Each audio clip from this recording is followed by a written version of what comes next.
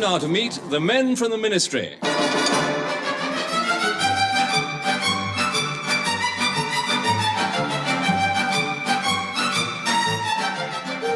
We present Wilfrid Hyde-White and Richard Murdoch in The Men from the Ministry, a weekly tribute to the men of our government service. Men who often work around the clock, in which position they can be sure to get away on time.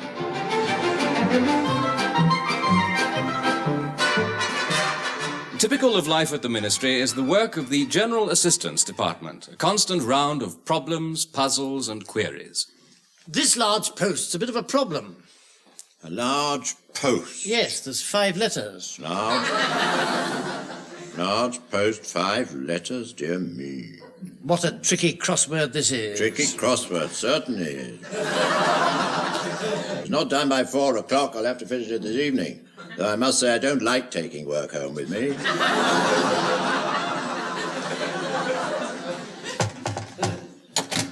Excuse me, sir. There's a gentleman to see you. I've got it, Caber. That's a large post in 5 letters. Those Scots fellas throw 'em about at their Highland Games. Caber, C-A-B-E-R. We're much too busy to see anyone at the moment, Mildred. Oh, here he comes.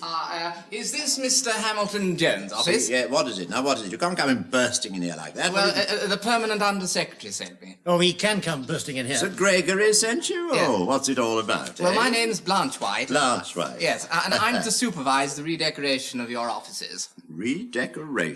Well, surely Sir Gregory will have told you all about me. Oh, yes, Sir Gregory will have told us all about him, won't he? Oh, will he? Yes. Look here. Redecoration means a lot of upheaval, doesn't it? I must say, the place could do with some changes. I mean, this colour scheme, for instance, dark brown and grey. I suppose it is a bit flashy. Perhaps something more sober would be better. Oh, on the contrary, what we've got to do is brighten the place up. Brighten the place up? Yes, a bold splash of orange for this wall, a lilac for that one, some furniture for the 1960s, and an unbleached hessian for the ceiling to give it that peasant look. Peasant look? What's he talking about? I don't know. Look here, young man, we don't want any changes here, thank you very much. Hello? Never heard such nonsense in all my life. What? Redecoration. This is Sir Gregory Pitkin. Oh, Sir Gregory Pitkin, good evening. Has that idiot Blanche White arrived Yes, yet? I should say he has. Idiot's the right word for him. Has the audacity to say he wants to brighten the place up. Quite.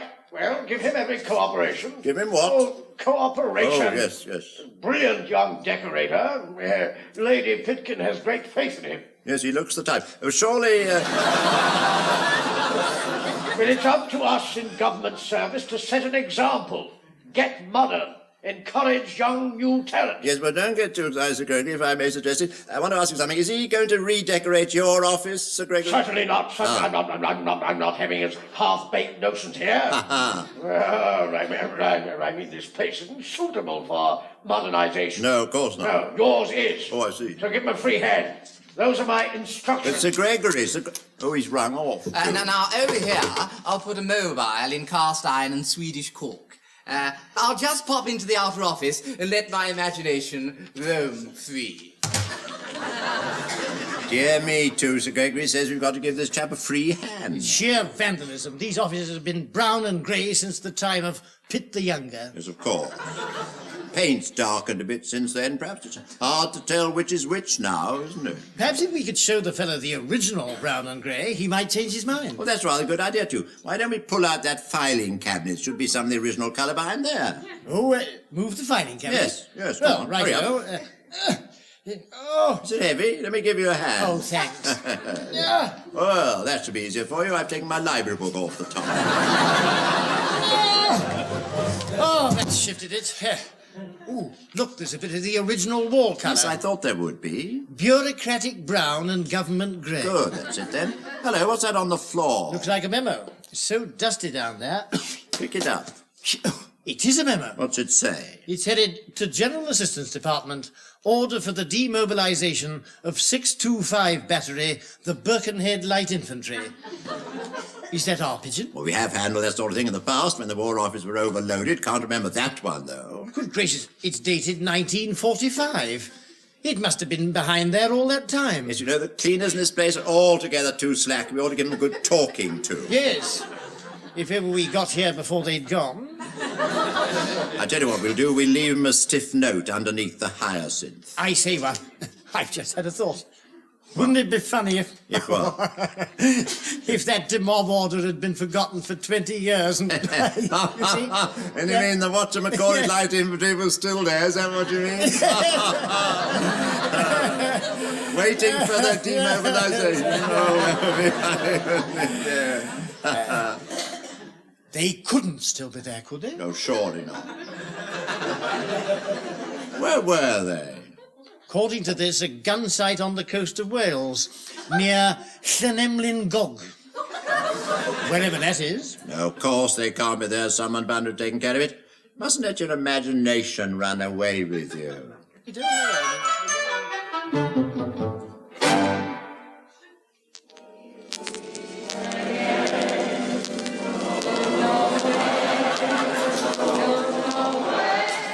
You reckon Jerry might be over tonight, Sarge? Well, you never know, soldier, you never know.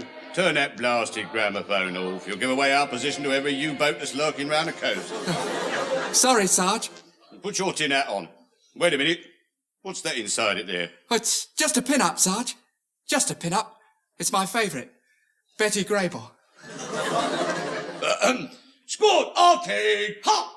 Evening, sir. Carry on, Sergeant. Just having a prowl around. Everything all right, eh? Sir. A gun been checked lately? Oh, yes, sir. It's in first-class condition, sir. Ready to blast any ruddy Messerschmitt out of the sky. Splendid, splendid. And the shell. Anybody polished the jolly old shell lately, Sergeant? Sir, Private Filchard and Smith have been on polishing duty all day, sir. First class. Step outside a moment, Sergeant, will you? I'd like a word. Sir. Carry on, Private Attenborough.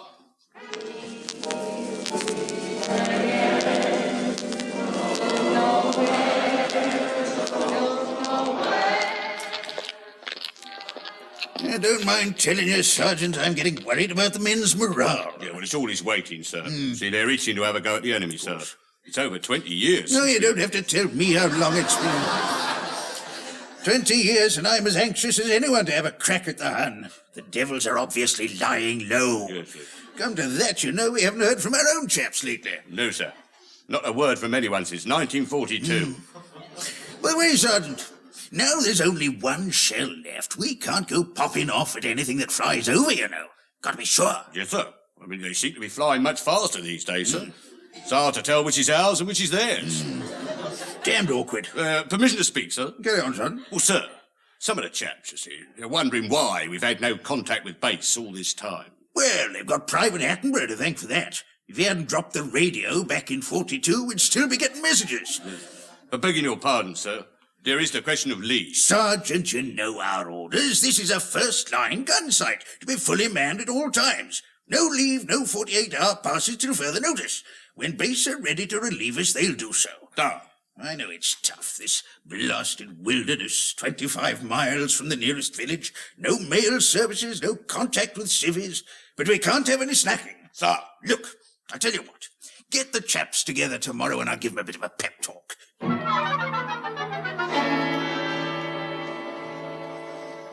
Infernal nuisance, this decorating fellow, too. Wants to take away my marble inkstand and quill sharpener. Yes, but what's worrying me is this army unit at Llanelmlyn-Gog. Is it? I can't find any record of their No, ever it's a being tricky discharged. Tricky business. Tricky name, too. Lucky Mildred's boyfriend's at the War Office. Is he still there? He's making a few discreet inquiries over there, yeah. yes. Excuse me, sir. I've just heard from Bernard. He's been down in the War Office basement. Yes, Mildred? He says there are still a dozen D-mob suits hanging there. Double-breasted pinstripe with 24-inch bottoms. Oh, dear. Do you think they could be...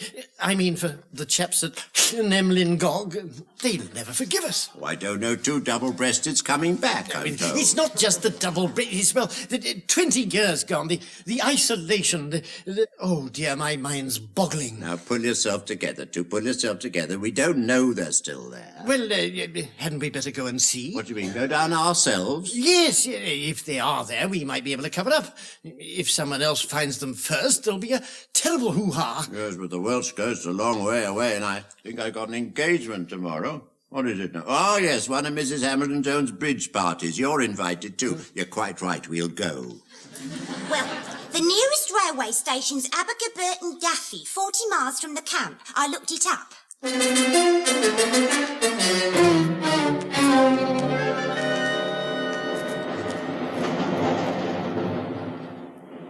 Too, I've never had a more uncomfortable train journey. Seems a lifetime since we left Victoria. I don't know, it's only been 8 hours, and lunch in the restaurant car broke the monotony. You know, I can't say I really enjoyed meals on a train. I'm still trying to remove the last traces of that mushroom soup from my right ear.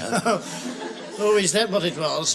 Never mind, we're nearly there. Nearly at the end of the line, you mean? We've still got 40 miles of uncharted bog to cross. You are in a cross mood, man, ever since the bookstall at Victoria, when you bought the new politician just because people were watching. Well, one has a position to maintain. If you'd got the Sunbathers Annual like me, the time would have passed much quicker.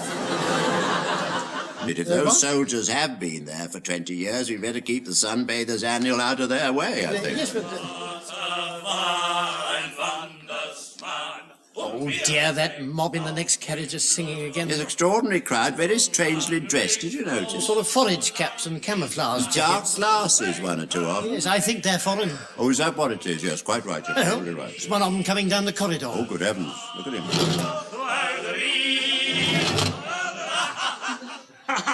Guten Tag, Guten Tag. Tag. You will be delighted to have me join you. Oh, we're delighted to have me join him. Yes, yes. Oh, I'm sure he will, yes. I am from the party in the next carriage Oh, he's coming. from the party in the next carriage. They're singing. Beautiful, is it not? It was Yes. giving me a headache. Oh, was it really giving him a headache, poor fellow? My friends and I, we are from the Bavarian Bird Watching Society. We are come to watch your British birds. Come to watch our British birds?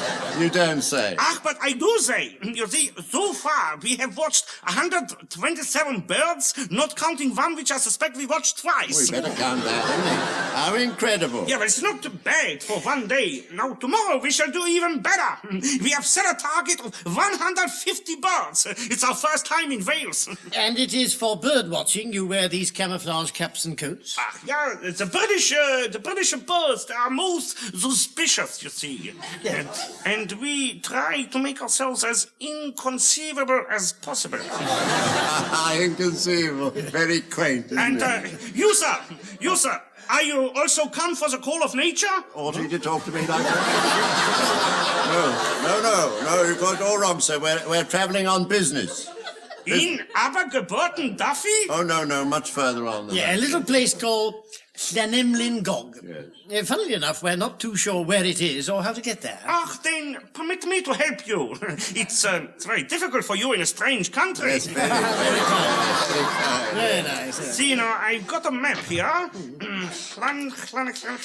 Emlyn-Gog. Emlyn-Gog. Yes. Let me Clan. see. Hamlin-Gog. Yeah. Mhm. It's a very remote and rather small place, somewhere between the mountains and the sea. Ah, so, here I have it. Oh, well, yeah. Oh, interesting. Yeah, it's nearby the last recorded nest of the white-throated grabblebird. Oh, Is it? isn't that marvellous, man? This gentleman's found a place for us. Oh, very kind, very kind. I wonder if you can tell us how to get there. Well, just a moment. I look in my book. No, a moment. Yeah. You get the green bus to Merthyr Sycambach. There's a 3:40 bus today, being the early closing festival. You change buses at Laffel and again at Betty Dillon. Yeah, I'll just make a note of that. Allow me to present my card. Oh, Thank you very much. Heinrich von Schnabel. Oh, I got it How do you upside down. do? Yes, Yeah. Heinrich von Schnabel. How do you do? How do you do, My von friends, Schnabel? Please, I'm sorry to interrupt, but No, my no. station is near. I must return now to my group. I hope perhaps during the next few days I shall run over you. Auf Wiedersehen. We're going to run over. Up to the group. Yes. Unusual fella. Do you know, I think you were right about his not being English. Oh, I spotted it right away. Anyhow, he's found Llanymlin-Gog Yes, but for that's us. all right as far as it goes. But it's only the nearest village to. The camp is 20 miles further on. The usual cockeyed Whitehall planning.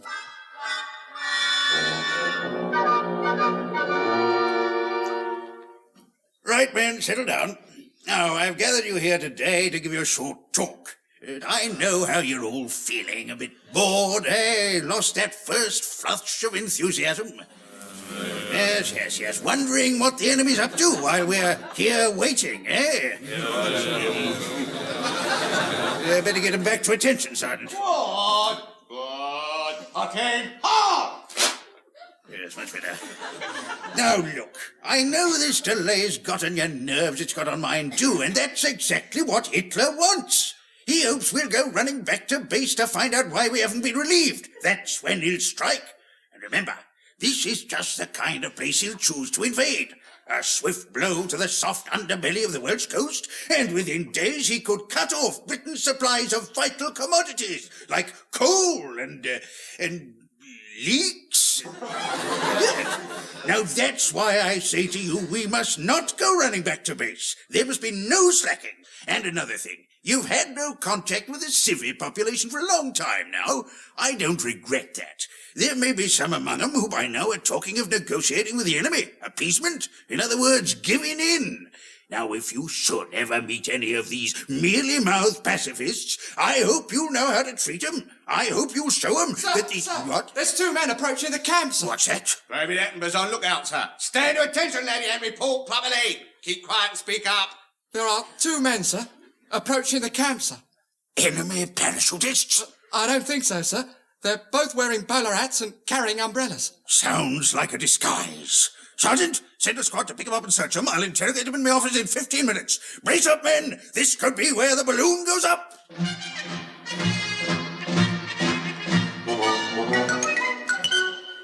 Right, Sergeant, it's clear enough. These 2 are enemy agents masquerading in civilian clothes. Even if we didn't have proof, you could tell this one here from his heavy Teutonic jaw and that tough militaristic bearing. So, you are Heinrich von Schnabel, yes? No, of course I'm not Heinrich von anybody. Well, that's the name on your card. It's here in black and white. Do you deny it? Yes, I mean no. That is, I don't deny that's the name on the card, but I do deny... What? Just a moment, I think I can explain everything quite simply. I think. You see, this card was given to us by a Bavarian bird watcher on the train. That's right, on the Yes, puff. let's say he wasn't a man who watched Bavarian birds, he was a Bavarian man who watched British birds. Yes, pretty good, that And he didn't like the singing, you see. Well, he did like the singing, but it gave him a headache. And he set a target of 150 birds, including the grabble bird. Oh, yes, I've heard that tale before, my lad. Admit it now, you're a couple of Jerry spies. No, look, this is, do listen to me. This is all a misunderstanding. I realize you've been out of touch for some time. We're here to put you in the picture. Aha, you came to photograph me gun sight, you spy. Oh dear, it's awful to be... Don't get so excited. We're from the Ministry in London. The Ministry, we're British. B-R-I-T-I-S-H, British. My name's Hamilton Jones. This is Mr. Lamb. Yes, that's quite right. Got to admit they speak the lingo pretty well, Sergeant. They could be telling the truth. What do you think, Sergeant? May I speak to the prisoner, sir? Carry on, Sergeant. You. Who scored 364 at the Oval in 1938? Well, Len Hutton, of course. And you. Yeah. What would you do if a strange young lady threw her arms round your neck and kissed you? Oh, I'd apologise at once. Sir, they're both British. Well done. Well, very well done, Sergeant. Well. Welcome to the camp, chaps. Thank you. By Jove, it's good to see you. You know, you're the first visitors in 20 years. You'll forgive the interrogation, of course. You can't be too careful, you know, especially with you being given that card, eh? It's quite a joke. Get our guests some drinks, Sergeant. Oh, that's I've always forgotten how to treat people. We've been here alone so long. Forgotten how to But treat you them. can tell them in London we're okay. Still keener than ever. You'll have a lot to tell us. Yes, we have, rather. You see, my dear Major, it's like the... I think you'd better tell the Major the purpose of our visit. Me, yes. Well, that is, for instance, where a bit of... I think it might come better from you. Oh, no. You're doing very well. Oh, dear, I'm not, am I? Well, look, perhaps I could come in here. Yeah, I wish you We've would. only got 1 shell left, you know, and 80 tins of bully beef. Now, how soon are you sending us more food and ammunition? How soon? Well, it's rather funny you should ask that question. Maybe a bit of a coincidence, isn't it? You should Yes, ask that question. it's terribly Very funny. ask that Funny, question. yes. Well, what's the answer? Well, what's the answer? I I should wish tell I you now. knew, Just yeah. wait a minute. I'm afraid there aren't any more supplies of any kind coming here, Major. What? We've actually come here to close this gun site and demobilize your men. Demobilize me? Has London gone stark raving mad? Well- Are we fighting the Germans or are we not? Ah, you've put your finger on it, Major. We're not. What? We're not fighting the Germans anymore. We're giving up. We're going to let the enemy walk over us. Drink, sir. What will you be taking? Put those ruddy drinks away, Sergeant. These men are here to try and persuade us to give in. Sir, I would have sworn that they was British. They're British, all right, but they're not from the government. They're from some splinter group trying to start a surrender movement. Grizzlies, defeatists. What? Those are the mealy-mouthed pacifists I was warning the men about. I'm not mealy-mouthed, am I, too? Let's have a look.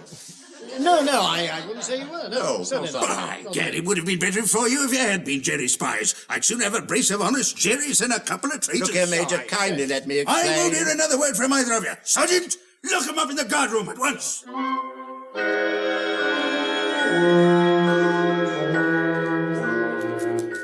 One, you look as though you haven't slept too well. You're right, I can't say I have. On the other hand, from the way you've been snoring, anyone would think you were used to sleeping in a cell. I was pretty tired after What yesterday. a day, too, what a day. 8 hours on the train, 3 on the bus, 2 in a pony cart, 1 on foot, and straight into the soup.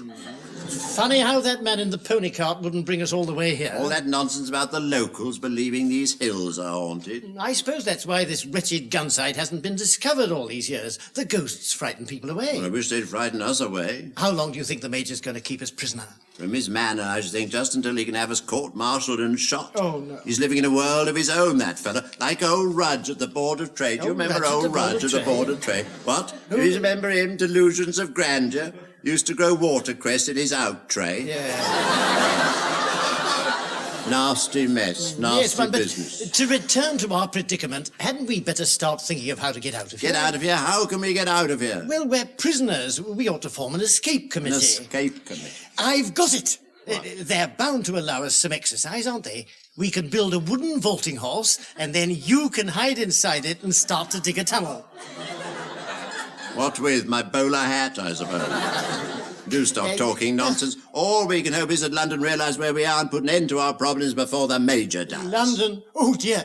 Then the whole thing will be out and we'll be in terrible trouble. Sir Gregory will go mad. Do pull yourself together, pull yourself together. Now, I'll tell you what we have got to worry about. There's something else? Yes, the Major still thinks there's a war on. He's in a savage mood and he's still got one shell up, whatever he calls it. Well, I know all that. Well, let's hope he just doesn't find anything or anyone to fire that shell at before this thing gets sorted out, that's all. Come, he'd never fire that big gun of his. Here in the heart of peacetime Wales, even the Mad Major couldn't find anything to shoot at here.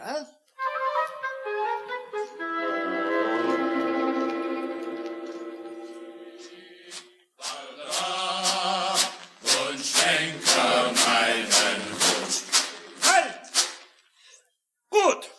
We are here. My friends, we are now only a few hundred yards from the last nesting place of the white-throated grabblebird. You all wearing your grey forage caps and camouflage jackets? Good. We will advance across these fields in extreme silence, and I think we may all have an amazing surprise.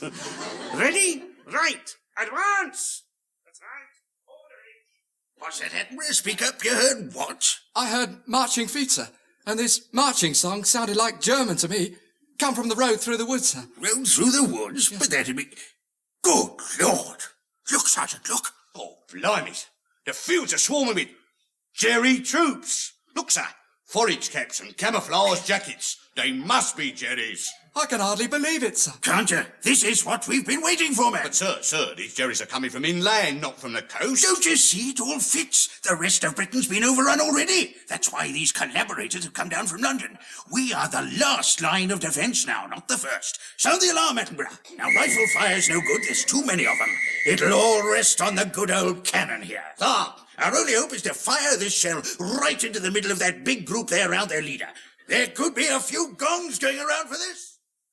Come along, come along. You're not telling me enough. If you're going to be at the only window in the cell, you've got to keep up a running commentary. But I've got to mind I don't fall off this stool. Never mind that. Never mind what's happening out there. It's terrible, one. All those bird watchers are swarming over the field. Are they? The Major's about to fire his big gun at them.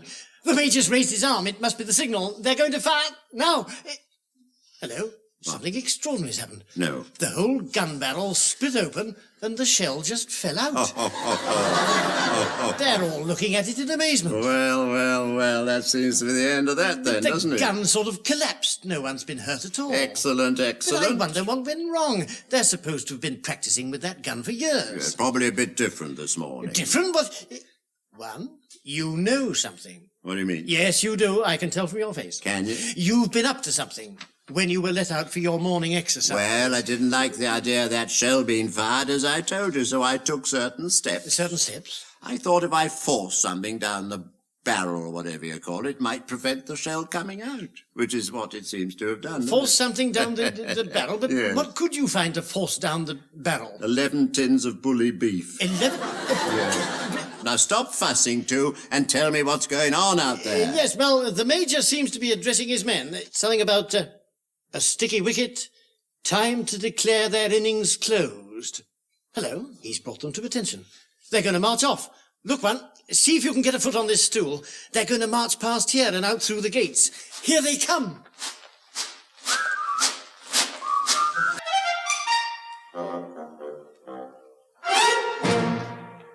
Oh, Mr. Lamb, what an extraordinary business. I bet those soldiers were livid when they found out they'd wasted the best years of my life. Of course, they did get 20 years back pay and a lump sum plus gratuity. I gather they pooled their money to open a holiday camp on the Welsh coast. So it's all straightened out. In a way, yes, but we're very worried about Sir Gregory Pitkin.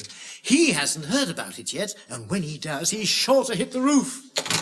Ah, there you are, too. Listen, I've just been having another look at that memo we found behind the filing cabinet. Yes? Oh, that's the phone. Yeah.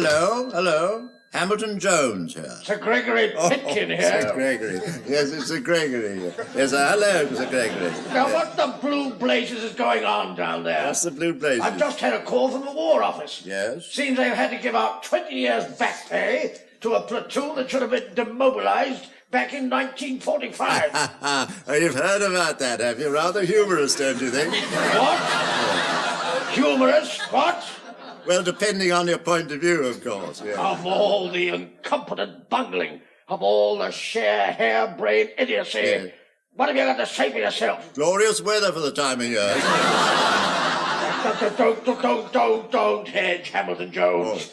There's been an unholy muck-up, and I shall see that the man responsible is made to pay for it. Quite right, Sir Gregory. And the man responsible is you. Oh, no, Sir Gregory. In all my... What?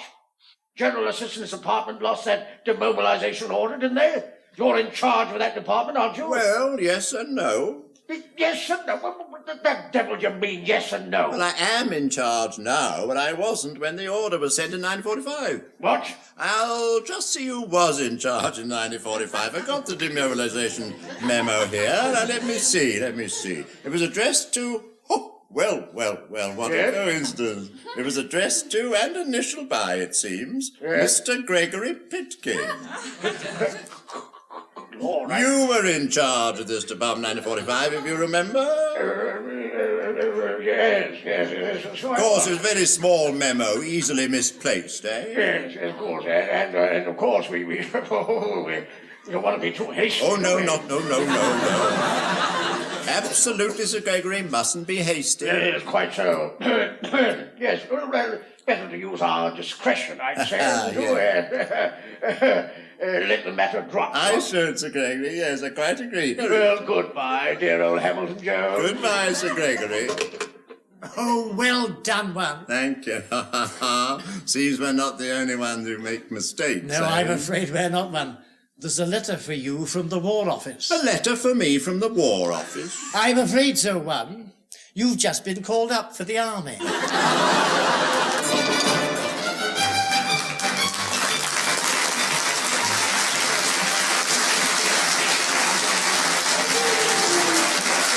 Muddling through as the men from the Ministry were Wilfrid Hyde-White and Richard Murdoch. Others involved were Norma Ronald, Warren Mitchell, David Netheim and David Graham. This programme was written by Johnny Mortimer, Brian Cook and Edward Taylor and produced by Edward Taylor.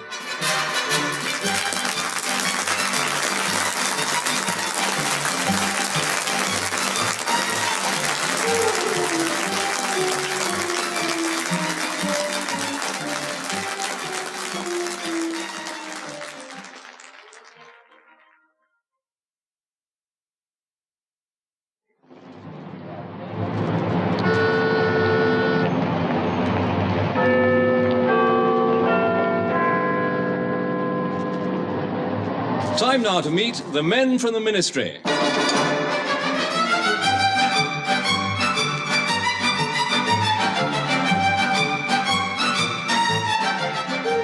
We present Wilfrid Hyde-White and Richard Murdoch in The Men from the Ministry, a weekly tribute to the men of our government service.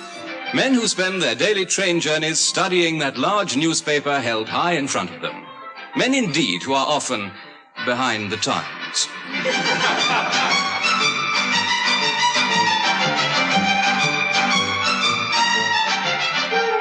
Our story opens in Whitehall, in the Department of General Assistance. They're very concerned about a missing piece of government property. This is serious one. If it can't be found, the atomic power station at Skillydoon will never be finished. Dear me, and after all the work that's gone into the thing. What can have happened to it? Just a minute, too. Isn't that it? Floating in your tea? In my... Oh, you're right, one it is. I'll just fish it out and... There we are. Capital, the atomic power station at Skillydoon. Yes. Hardest jigsaw puzzle we've ever done. Lucky you spotted that missing piece. Quite. It's only on loan, you know. Yes. I got it from the Civil Service Keep Fit Club. I must say it was easier than the last jigsaw puzzle. Modern aircraft of Great Britain. That one was tricky. Tricky it certainly was. They'd withdrawn half the pieces, if you remember. Well, what's next on the agenda? Let me see. We finished the crossword, haven't we? I say, can't we play suck football? It's called blow football, too, not suck football. We'd still have the ball if you'd remembered that. Well, what about a hand of cribbage? No good, I'm afraid we haven't got a full pack of cards. I lost the ace of spades. Apparently it slipped into a file I was sending up to Sir Gregory. Oh, the permanent undersecretary? Yes, poor fellow was in fear and trembling for weeks. Thought the mafia were after him. Oh, dear, no more games or puzzles. Oh, dear. Well, it rather looks as if there's nothing else for it. Yes, I'm afraid it does. Have we got any work to do? Well, the Ministry of Works is a bit overloaded. We're supposed to be helping them. Oh, yes, Sir Gregory gave us that job last month, didn't he? I understand they're going to build a new block of government offices somewhere or other, isn't that it? Yes, and we've got to see that the work is kept up to schedule. I wonder when they intend to start. Only hope they're not going to put up one of those great ugly monstrosities you see round London these days. Put up what? One of those great ugly monstrosities you see round London these days. Hello? Pitkin here. Oh, Sir Gregory. How do you do? I'm just talking about you. How nice of you to ring. I'm calling about this job I gave you, Hamlet yes. Jones. Yes. Supervising the schedule on this new building. New building. Oh, yes. Well, I tell you what, we'll give it our full attention as soon as they let us know where it's going to be and when they're going to start. They started weeks ago. They started What? Did they? Oh, good heavens. I mean, yes, of course they did. Weeks ago. They did, quite yes. Right next to your own building. Oh, I wondered what all that noise was, didn't you? This place is being built for the Ministry of Technological Development and Morris dancing. The Minister himself is coming down tomorrow to inspect the site. The Minister is? Yes. Oh, yeah. I'll be with him. So see to it that the work is up to schedule. Up to schedule, certainly, Sir Gregory. Do give my regards to Lady Gregory. Oh, he seems to have been cut off. Did you hear that, too? Yes, one. I was on the extension. Aha. So that's what they're building next door. You can actually see the workmen from our window. I was watching them all yesterday. Lazy devils they are. Stand around looking up at our windows half the time. Really, too, you might have told me they were building something next door. I can't be expected to notice every little detail, can I? Sorry, man. Well, you better get down and make sure that everything's going according to schedule. See if you can do anything to speed things up. Time's money, you know. Time's money. What is the time, by the way? 11:30. 11. 11:30? Good heavens. Be late for my lunch at the club. Get on with it, too, and see they're up to schedule. I believe I have seen a work schedule somewhere around the office. Now, where was it? I see Mr. H.J. left in a hurry. He's a regular white tornado when he gets going. Ah, Mildred, I've mislaid a work schedule. We're so busy lately. We'd better have a scout round the office. Oh, good. I could do with some help. Is it Baba Job week again? I mean, have a look round. Now, where would I be likely to put an important document? Well, let's do it like that Sherlock Holmes on the telly. We use a process of logical seduction. It's an important document. You had it last. Well, there's only one place it's likely to be. No use, Mildred. I've already looked in the wastepaper basket. Oh. Well, where else is there? Lining the biscuit tin? No. Wedged in that wonky window? No.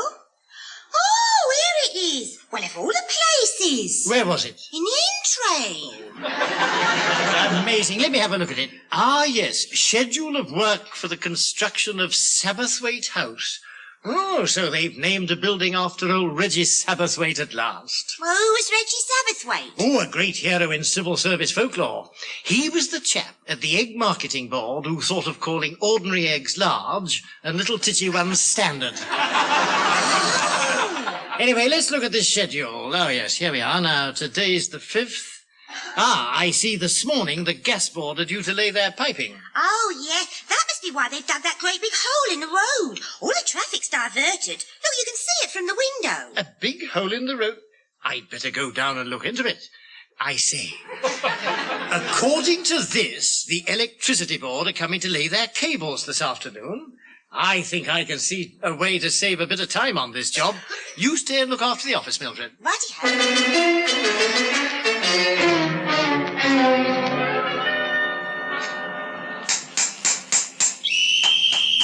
Right, lads, tea break, down tools. What was that, Fergus? Your tools on the ground. Well, pick it up and put it down again, will you? I say, excuse me. Hello? May I have a word with you, Mr. O'Hooligan, sir. Yes, Patrick O'Hooligan. Foreman for the gas board and shop steward of Mugwump. Mugwump. Yeah, that's right, that's right. The Municipal Union of Gas Workers and Underground Maintenance Personnel. Mugwump. I see. Now, Lamb, General Assistance Department, we're responsible for keeping the work up to schedule. Is that right? Yes. Oh, well, now you're just in time for the brew. Yes. Oh. Charlie makes a very good cup of tea. I'll pour you one out. Sit yourself down. Oh, thank you very much. I'll use this upturned bucket. No, you'll have to use a cup. Same as the rest of us. Yes. You can sit on that small toolbox down there. Actually, we at the Ministry are rather worried about the work schedule. This large backlog's a bit of a problem. Is it? Well, you'd better sit on the big toolbox.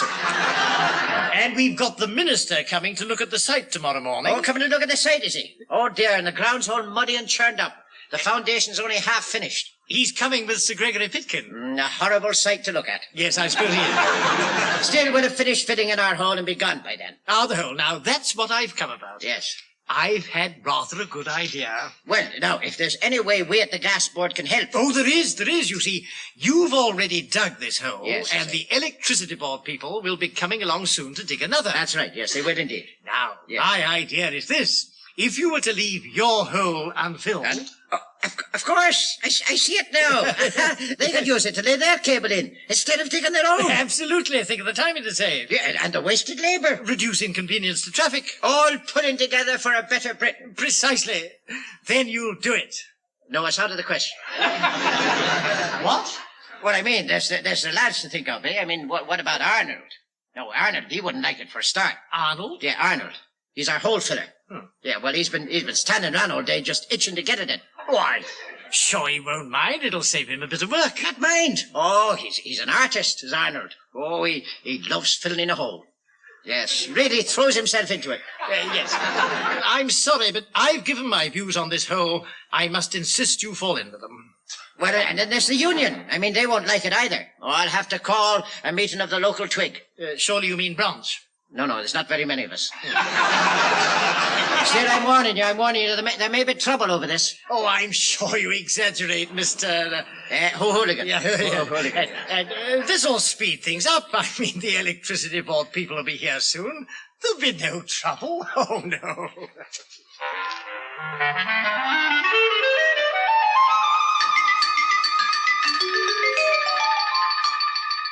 Now, let me see if I've got the position clear, sir.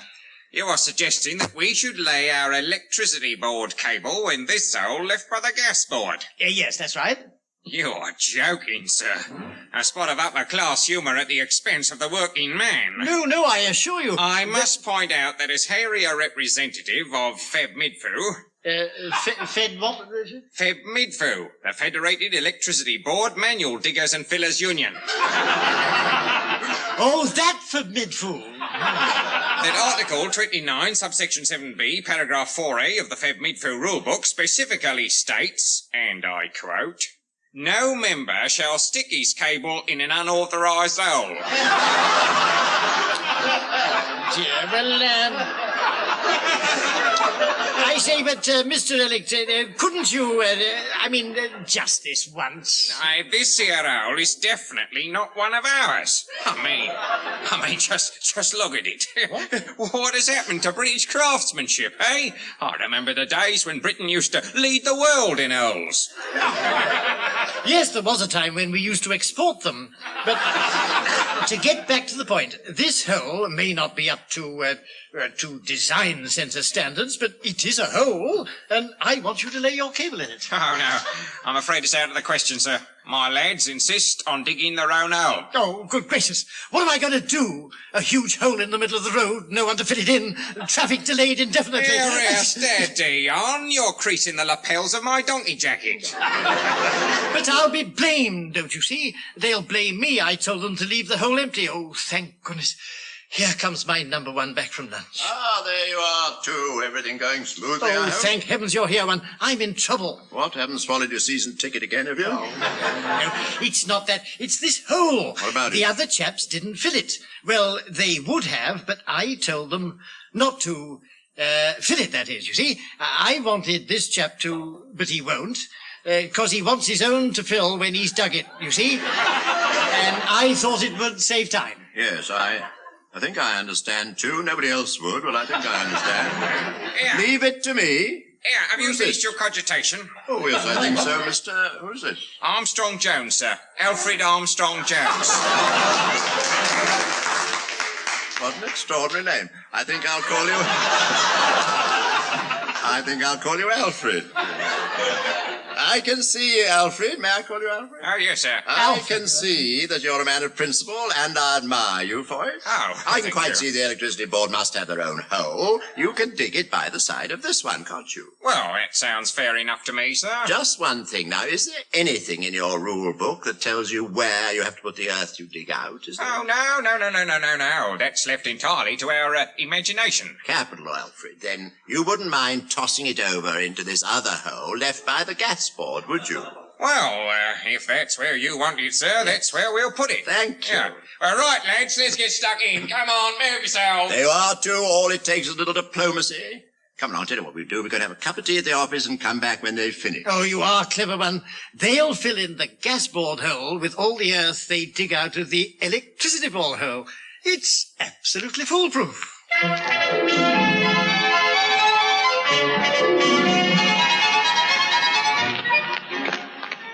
What shall we find this time, one? Everything nicely in hand, I should think. Yes, mind that girder, too. Oh!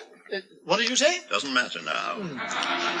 I must say I did enjoy that cup of tea. Did you more than I did, too? I can't stand those tea bags Mildred started using. Tea bags? Oh, so that's what I was chewing.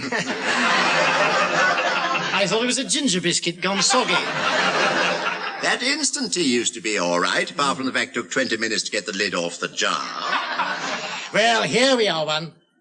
I say. What? Those electricity chaps seem to be putting their tools on a lorry. Yes, but they can't have finished yet. They've still got to fill in the hole that they dug. Oh, dear, I've got that something's gone wrong feeling again. Ah, there you are, sir. Well, we're just taking our departure. Just a moment. Now, answer this slowly and carefully, if you will. Why haven't you filled in your hole? Ah, well, there's a simple answer to that, sir. We haven't got any earth to fill it with. Good gracious, don't you see, one? They've put all their earth in the gas ball hole. Do be quiet, do be quiet. It's perfectly simple. It's perfectly simple, isn't it? You chaps can fill your hole with this pile of earth over here. Oh, dear me. No, sir. No. Why not? No. That pile of earth there comes from when the gas board first dug their hole. Yes, and what's the problem? Well, it's obvious, isn't it? I mean, that pile of earth is gas board earth. We can't fill an electricity board hole with gas board earth. Oh, I'd like to think about that for a moment. I say, one, I think I've got it. Couldn't they take out all the earth they put in the first hole and put it back in their own? Oh, don't interrupt. I told you I'm thinking. Now, tell me. Yes, I've got an idea here. Now, why don't you take all the earth you put in the first hole and put it back in your own? No. If we took out all the earth, we would, in effect, be digging another hole, wouldn't we? Yes, I suppose you would. Yeah. and we're only contracted to dig one hole. Oh. Oh, no. So get this stuff on the lorry, lads. Oh, dear. Traffic was supposed to be moving again by tomorrow. The Minister, Sir Gregory... if they see this unscheduled hole, they'll know it's my fault. Oh, if I hadn't... Oh, dear, the mind boggles. There you are. See what you've done, don't you? You've started my assistant boggling. Oh, I'm sorry, sir. There you are. Heaven knows I've always done my best, and now this, my career ruined, a transfer to archives at Ballymucky, the secretaryship of the Civil Service Stamp Club snatched from my grasp. Disgrace. Now, steady, too. You know what the doctor told you. Too much boggling's bad for you. What the devil's going on here? Who's filling the glass-board hole? Afternoon, brother. Afternoon, brother. Well, who did it? Who ordered it to be filled in? I was in, brother. I just did as I was instructed. Who the devil's this, Stu? Well, it's the mugwump man. Mugwump? Yes, that's right. He went off to consult his union. That I did, yes, and I'm afraid they voted inanimately against your plan, sir. Turned it down by an overwhelming show of fingers. Don't you mean hands, brother? No, fingers. They didn't like it at all. And then the moment I turn my back, I find you've done it. Right under my nostrils. I mean, this will not rest here. I'll take it to the highest quarters. Oh, we are solidly behind you, brother. Now you see what you've done, too? But I only wanted to help. I mean, speed things up. Yeah, you're taking it. Please, gentlemen, this is a very awkward situation.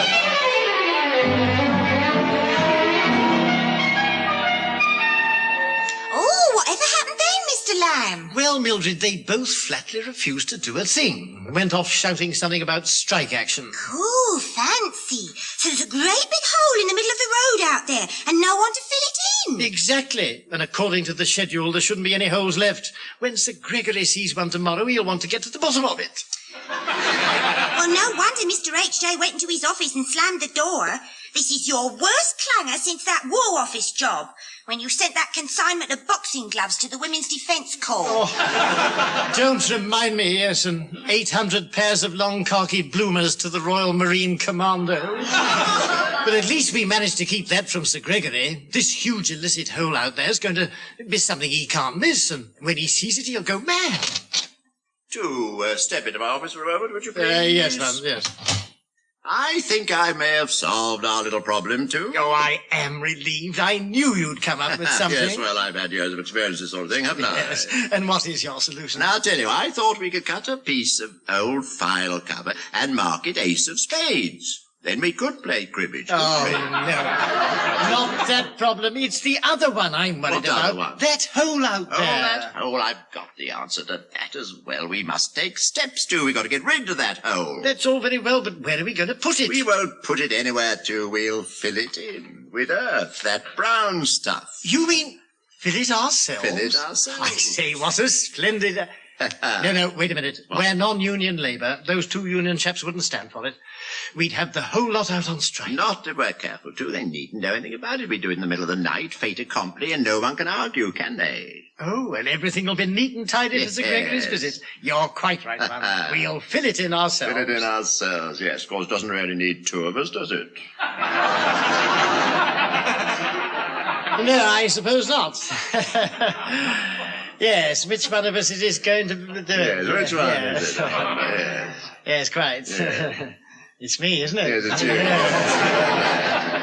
you. You started this business in the first place, remember that? Anyway, I'm busy tonight, must write to the Times about my rhubarb. Yeah. Oh, well, it'll put things right. Quite, it's hard to believe this. A fellow from Dorset's been claiming it can't be grown in a window box. Absolute nonsense. So that's settled then. You'll come back at midnight and shovel the earth into the hole. I'll come back about midnight and shovel the earth into the hole.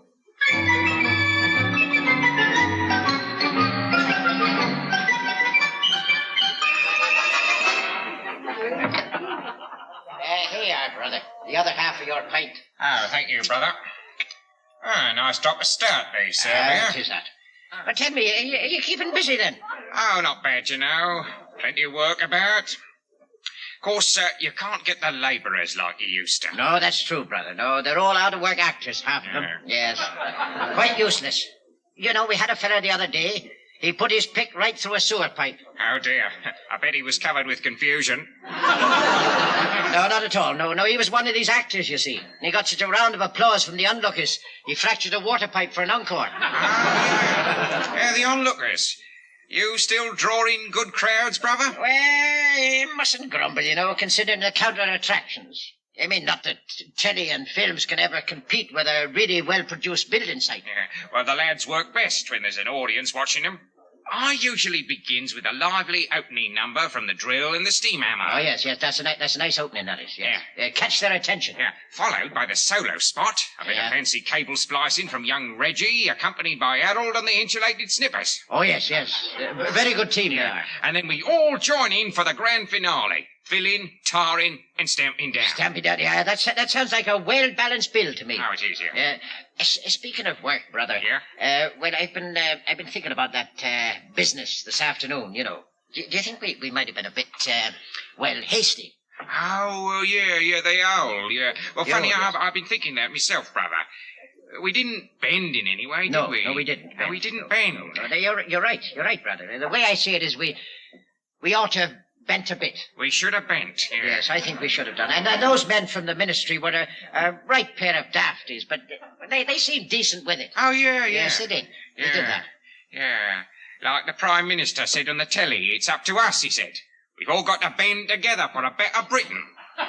He said that, did he? Well, perhaps we ought to do something to smooth things out. Exactly what I was thinking. Now, between the two of us, we could fill that hole up in an hour. Well, if we use the big bulldozer, we could do it in 5 minutes. Yeah, that's it.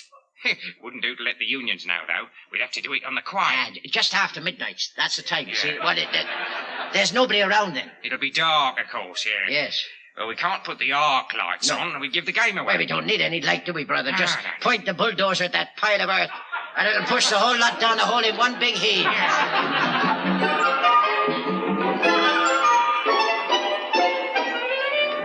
Good morning, Mildred. Hard at it, I see. Morning, sir.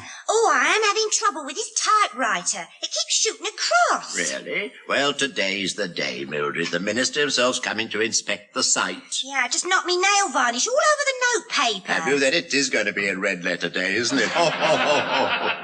Yes, sir. Here, I see that hole's been filled in down there. Yes, and we can thank Mr. Lamb for solving that little problem. He must have been up half the night.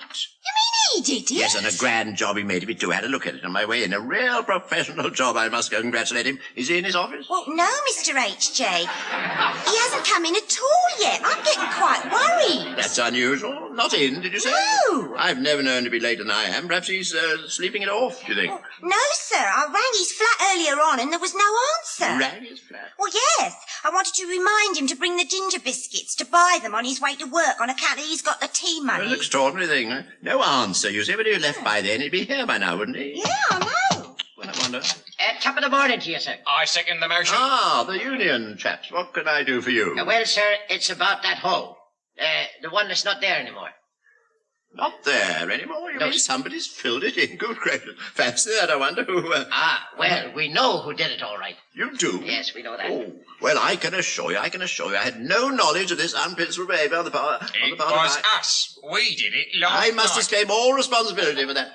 What did you say? You did it? That's right, yes. But nothing official, you understand. We did it in our capacity as private citizens. We waited until it was dark, then went to the building site. Got out the old bulldozer and started up. We drove towards this heap of earth, and with one mighty we pushed the whole lot into the hole.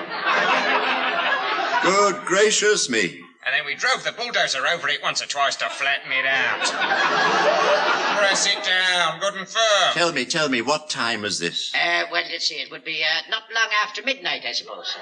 Not long after midnight, dear me. Did you see any signs of my number 2 near the hole? No. It was pitch black. Couldn't see a thing. Oh dear, oh dear, oh dear. That number 2 of yours, he looked a bit worried yesterday afternoon, as if things were getting on top of him. Yes, I'm afraid they have. Mr. Hamilton Jones! Now, steady, Mildred, they steady. buried him. Yes. That's what they've done. Steady. What's he talking about? Yes. I'm afraid Mildred's probably right, but there may still be time. Quick, follow me, you fellows. Follow me.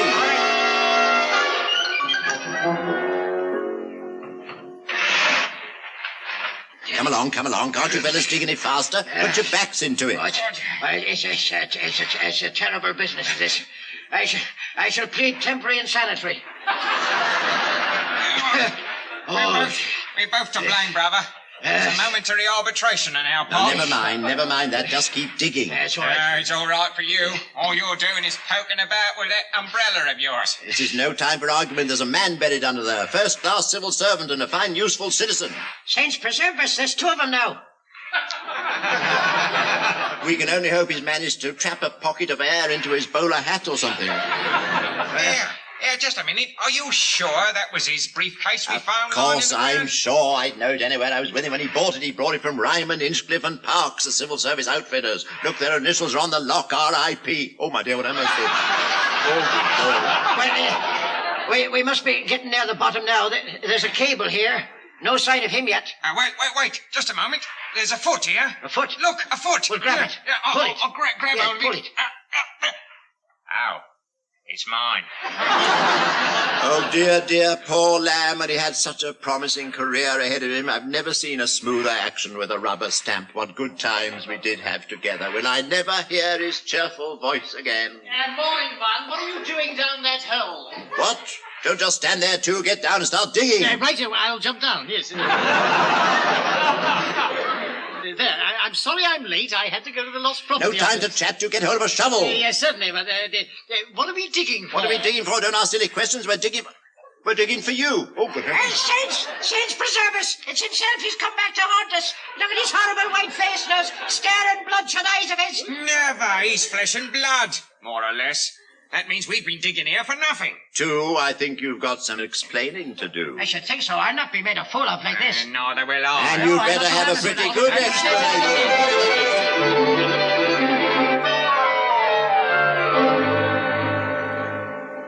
It was all rather puzzling, really. I was a bit late getting here last night, and I found the hole was already filled in. What about your briefcase? We found it lying over there. Ah, so that's where I left it. I'm always leaving it behind, and it's full of important documents, like the holiday list and the tea and biscuits rota. Yes, all right.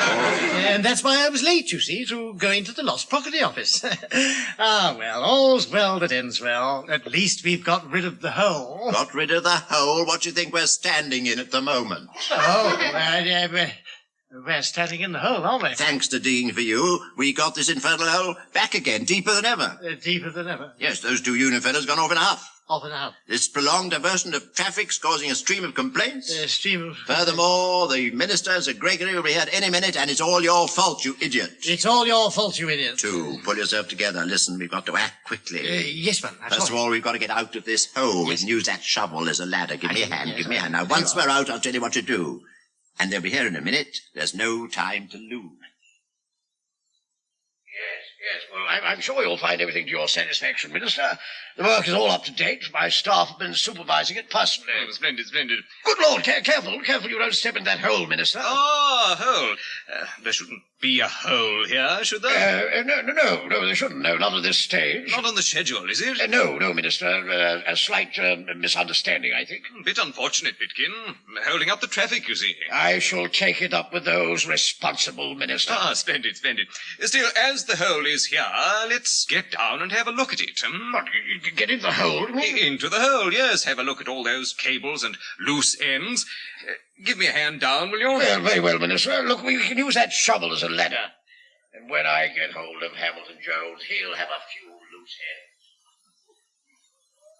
Come along too quick before they get here. You've got a driving license, haven't you? Do you know how to start this thing? Well, I'm not too sure, man. I've never driven a bulldozer before.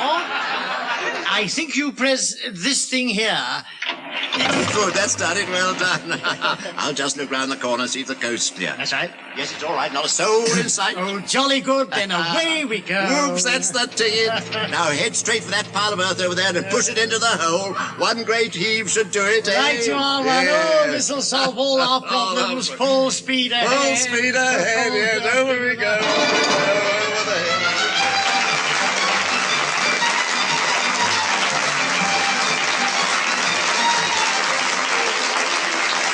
Muddling through as the men from the ministry were Wilfrid Hyde-White and Richard Murdoch. Also featured were Roy Dotrice, Norma Ronald and John Graham. The programme was written by Johnny Mortimer, Brian Cook and Edward Taylor and produced by Edward Taylor.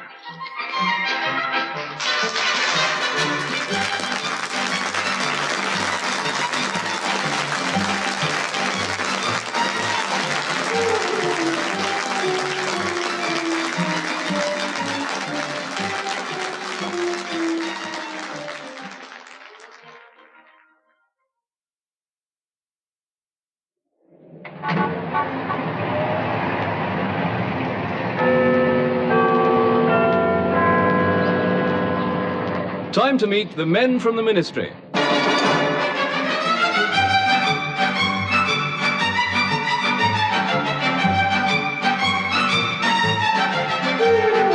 We present Richard Murdoch and Deryck Guyler in The Men from the Ministry, a weekly tribute to the men of our government service. Men who work like lightning, in brief flashes with a great deal of noise.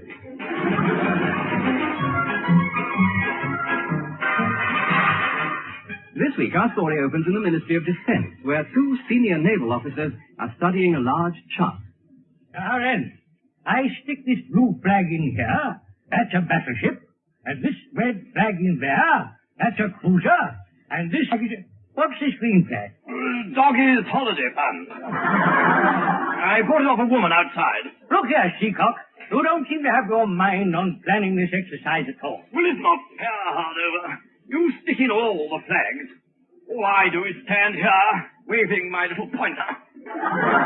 Seacock, look at my sleeves. What do you see, eh? Below the wiggly bit. A thick ring and 3 thin rings. Yes, a full admiral. And what's below your wiggly bit? A thick ring and 2 thin rings. Yes. A vice admiral. Now, let's have no more argument. Can't I stick just one on the map, Hardover? After all, when we were midshipmen, I did stand on your watch. You did, and the damn thing hasn't worked since. Very well, Seacock. You can place HMS Invulnerable. Here you are. This is the flag. Oh, goody. Well, I'll put it down. No, you can't plonk down a battleship in Huddersfield. I'm sorry, it's the blue bits that are wet. Now, pay attention. HMS Invulnerable is the newest ship in the Navy. Absolutely unsinkable. We've finally got something that'll take the enemy down a peg. Ah, the enemy, yes. This'll shake the RAF all right. HMS Invulnerable is the reason for this whole exercise. It's got 12 18-inch guns, you know. That's not very long, is it? 18 inches. We're calling this exercise Sitting Duck. Why is that, sir? Because all these warships are going to converge on an unmanned target ship and blast it out of the water. The target ship and the other essentials are being supplied by General Assistance Department. The civil servant chaps who help out when we're overloaded. Yes. Fortunately, Lennox Brown told me himself they've a lot of experience in handling ships.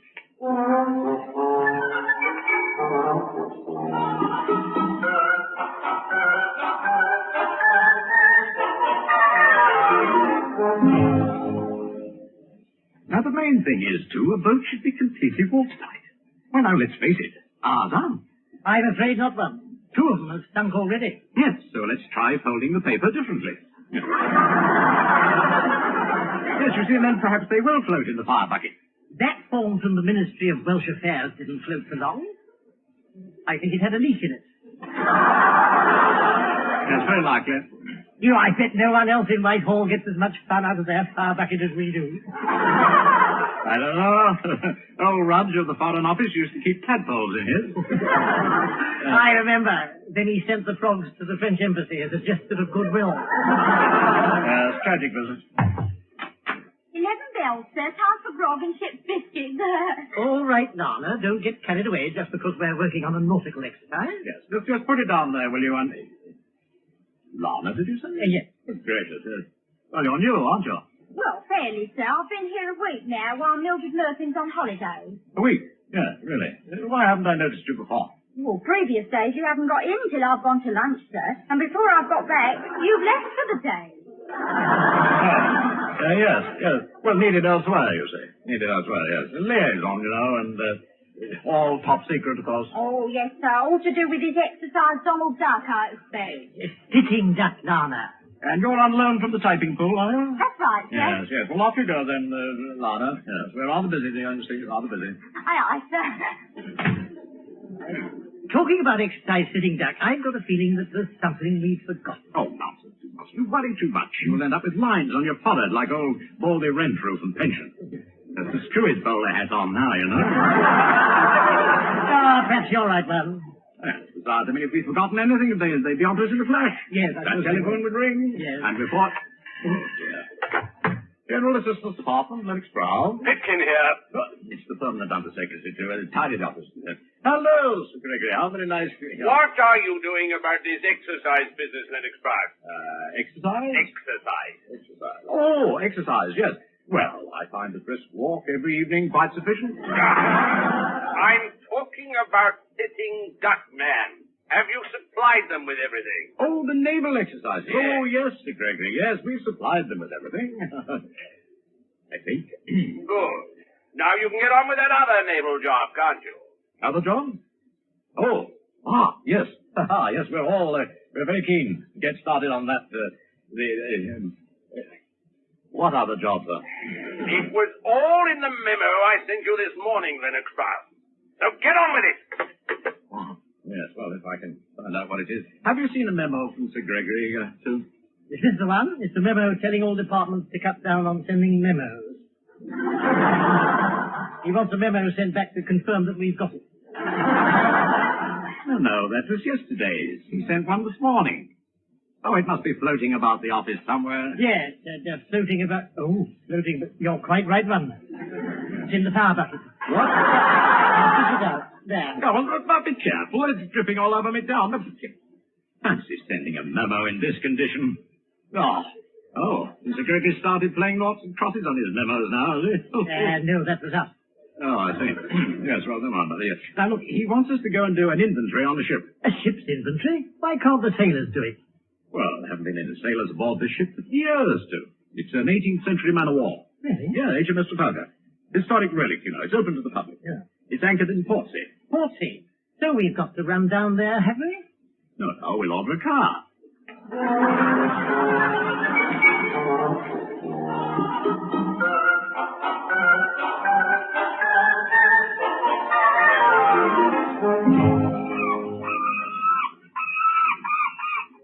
Seven canvas sails. Yes. 6 rusty cannons. Yes. 5 cannonballs. 4 cutlasses, 3 French flags, 2 cabin chairs, and a parchment of the Red Sea. Now, don't get carried away, too. I'm sorry, one. It's the seaside air. Yes, quite. But do remember, please, that there are tourists going round the ship. Oh, yes. They hear you wailing like that, they'll think you're being keel-hauled. Whaling? I have you know I was a leading light in the Civil Service Sing-Along Society. Leading light? No. They soon put you out there, as I recall. Only because my voice broke? Exactly, and it's too late to pick up the pieces. Now, let's get on with this inventory, Yeah, please. all right. Now, half a dozen belaying pins. Half a dozen... And this here's the captain's cabin, ladies and gentlemen. And over there you will see the captain's table, renowned in many a lewd rhyme and suggestive limerick. Ah, lovely, lovely. Gee, Harvey, they've even got wax dummies sitting there. Aren't they just too horrible? I beg your pardon, madam. Oh, you'll have to excuse Mamie, sir. I think she put her contact lenses in upside down this morning. There's no offense taken, I imagine. No, not at all. It's a mistake anyone can make. You speak for yourself, too, do you mind?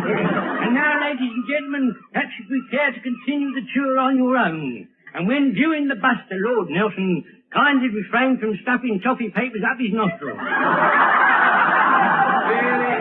Excuse me, mate, but you're going to tell me where I could find Oh, yes, it's just after the poop deck, sir. The what? Oh, we've got a doubloon. It don't take pennies, sir. I'm sorry about the interruption, sir. How are you getting on with inventory? Oh, well, splendidly, thank you, Mr. Short, sir, short. Able seaman Horatio Short, sir, RN retired. Employed by the council to collect tickets aboard this ship, sir. Ah, yes, well, we're getting on very well, thank you. My number 2 here has quite a list. Yeah, I noticed that, so it's probably the sloping deck they're called. A list of the ship's fittings and effects. We've been very thorough. We've even checked the long hawser ropes that are wound round those big iron things on the quay. Bollards, sir. Yes. We untied them to check how long they were. Untied them? You haven't done the hawsers, have you? Oh, it's all right, Mr. Holt. I mean, the ship will be held steady by the anchor, you see. Oh, yes, my number 2 isn't a fool. I'm afraid I am one. 2, you haven't hauled up the anchor as well? Well, yes, I had to see if it was on the end of that chain, didn't I? I mean, it might have been pinched by a crooked crewman. But don't you see, there's nothing to stop us from drifting out to sea on the tide. Oh, gracious, I thought we were bobbing up and down a bit. Hey, do you guys know we're moving? You tell them, Harvey. Aye, we're half a mile offshore already. What are you going to do then? No, please, no, ladies and gentlemen, no, there's no cause for alarm. There may have been a slight mishap due to factors beyond our control. But I can assure you all possible steps will be taken to rectify the situation. Well, what the heck does all that mean? It means we've been lumbered, and let's hope the Navy send the rescue ship.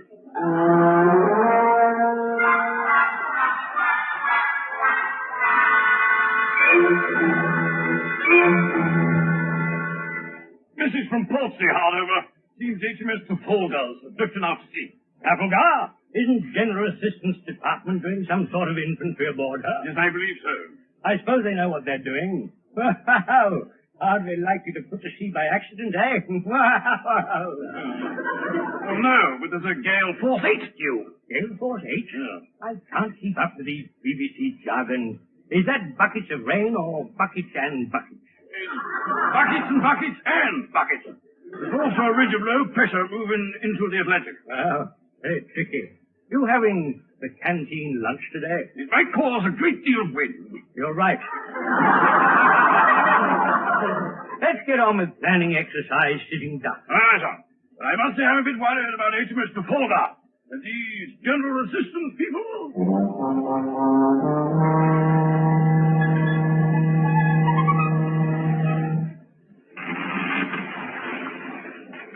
Tuesday the 17th. Drifting helplessly. Food getting low.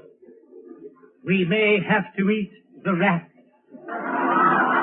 The men seem unsettled for some reason. Oh, good grief, Stu. We've only been at sea a couple of hours. You stop scribbling in your diary. Now, did you do what I told you? Yes, man, I got the tourists to hoist up the sails. It doesn't seem to be slowing us down, though. Yes, odd that, you know. Very odd. I thought it would increase the air resistance. Wouldn't be so streamlined. Perhaps the wind's catching them. By Jove, I think you've hit it, too. I never thought of that. And now we're heading out into the Atlantic at full speed. Oh, dear, the mind boggles. Yes, well, as long as you only boggle in private. We don't want to worry the others. Begging your pardon, sir. I know you know best, sir, that the passengers are getting restless. They want to know what you intend to do, sir. Well, it's all in hand, Saul. It's all in hand, my dear fellow. It's, purely as a matter of interest, you know, what would you do in my place? I mean, just let's see if you get it right, you know.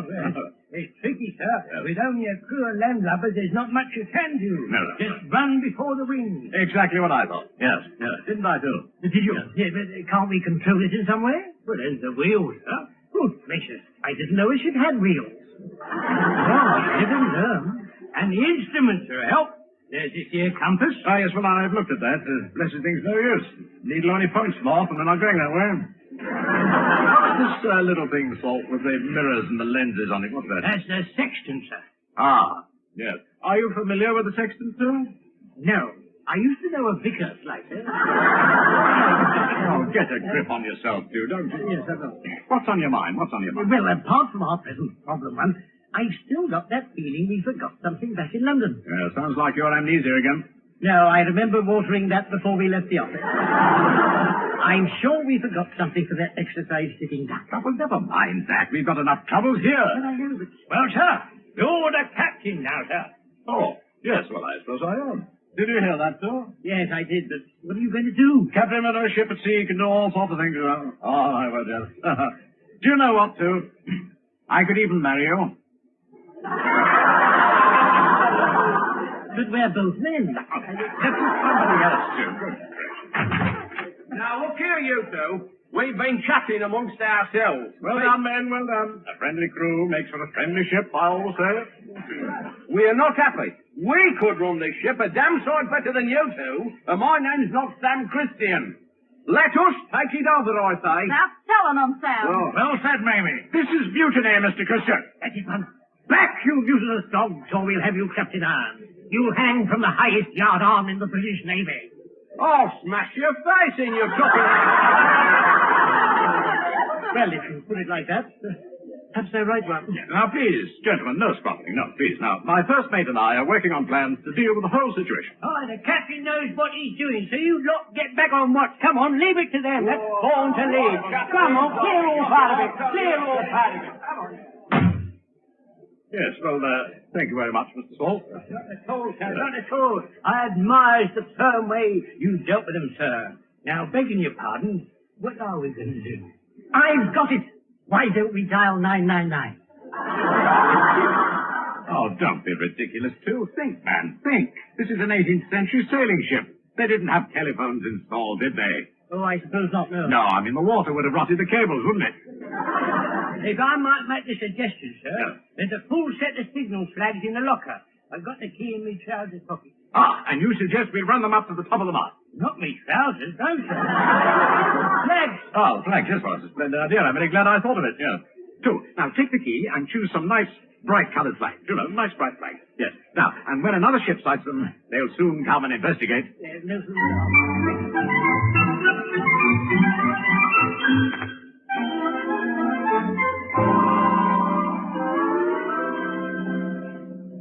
You look worried, Seacock. It's HMS Trafalgar, sir. Still sailing out into the Atlantic. Last time she was sighted, she was flying a set of signal flags. Signal flags, eh? What's the message? Keep clear. We have swamp fever and beriberi aboard. Also Cook's disease and Black Death. Well, that explains why they put to sea. Didn't want to spread the germs, I suppose. Very plucky move, I think. Have I shown you this new picture of the wife? Honestly, sir, I don't like the look of it. Neither do I. That face was the reason I joined the Navy, you know. HMS Trafalgar, sir. They'll be right in the middle of that storm by now. They don't know how to handle a ship, and they are out, in effect. Oh, I'm sure they'll soon fall into it. This storm, will it affect exercise sitting duck? Oh, she'll blow over by then. Good, then we'll send out the order to start. And don't worry about Trafalgar. I'm sure it'll turn up sooner or later.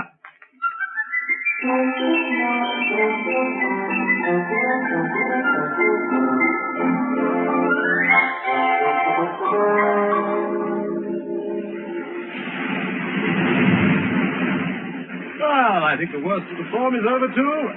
Quite fresh while it lasted, though, wasn't it? Oh, Yes, at least it's put a little colour in your cheeks.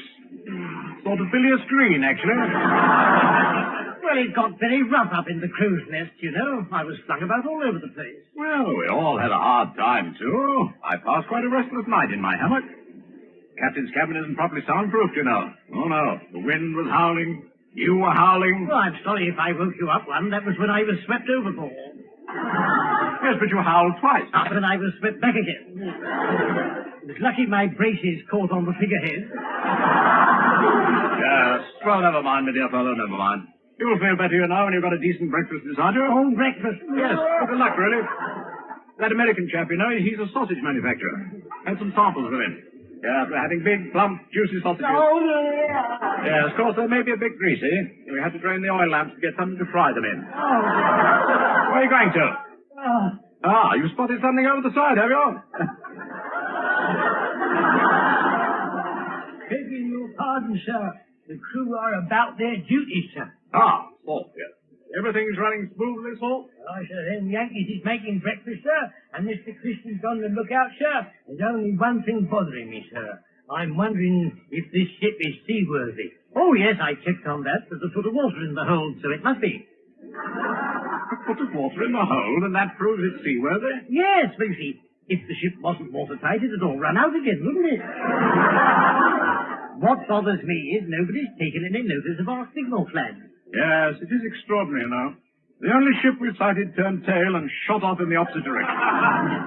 No stop. Ship off the starboard bow! All the port bow! Oh, whichever ruddy bow it is! Good heavens, man! Look over there. There's a whole line of warships. Ah! What did I tell you? My word, yes. The British Navy's come to the rescue. We'll sail! Thank goodness. By Jove, sir. You see what I see? Look, sir, on the port beam, an old square-rigged frigate. Good Lord, yes. Wooden foremaster. Of course, that must be it. Must be what, sir? Well, the ship we've been waiting for. You remember those Whitehalls on us? The General Assistance Department? Yes, they were asked to provide a target ship for exercise sitting duck. Well, this is exercise sitting duck. That's obviously the target ship. Well, they must have towed her up during the night, sir. Isn't she rather old? I mean, if I didn't know better, I'd swear she was HMS Trafalgar. Nonsense. Trafalgar's safely moored in Portsea Harbour. No one would be daft enough to let her go to sea. That's true. No, this is obviously a mock-up, probably bought from a film company for a song. That's the thing brought out of the water. Look at the way she's wallowing about. You know there's no one aboard there. I say now, we're all set. Now stop quibbling, Lieutenant. The target ship's turned up in the right place. You don't think General Assistant Department make a mistake, do you? Oh, no. Well, this is where HMS Invulnerable shows her firepower. Don't forget, we've got a very important observer on board. Oh, yes, the permanent undersecretary. Yes. Let's hope he's properly impressed when we blast that old house to pieces. Oh, here he comes down. Good morning, Sir Gregory. Good morning, Captain. Morning. Exercise sitting duck ready to start, Yes, Sir Gregory. You know, if you stay here on the bridge, you can watch us pound that old sailing ship from Matchwood. Capital. Pity my staff can't be there to see it. I just I might shake him up a bit. Well, I just rather get to know all about it, sir. Right, Lieutenant, bring all guns to bear.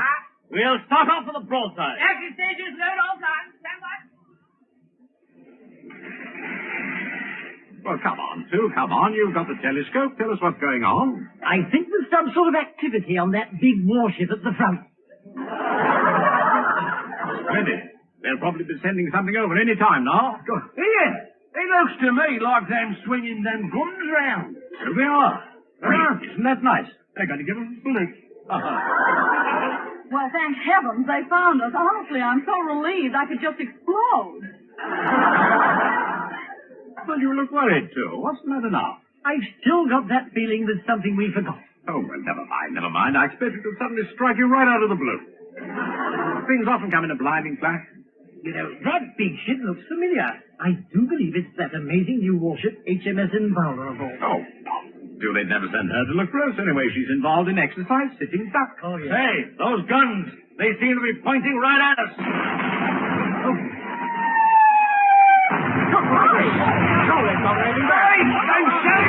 Oh, dear, I just remembered what it was we forgot. Exercise sitting duck. Well, what about it? We haven't provided them with a target ship. Yes, on the other hand, I think perhaps we have. Oh, dear. Hey, get off my shoulder. What's the matter with you?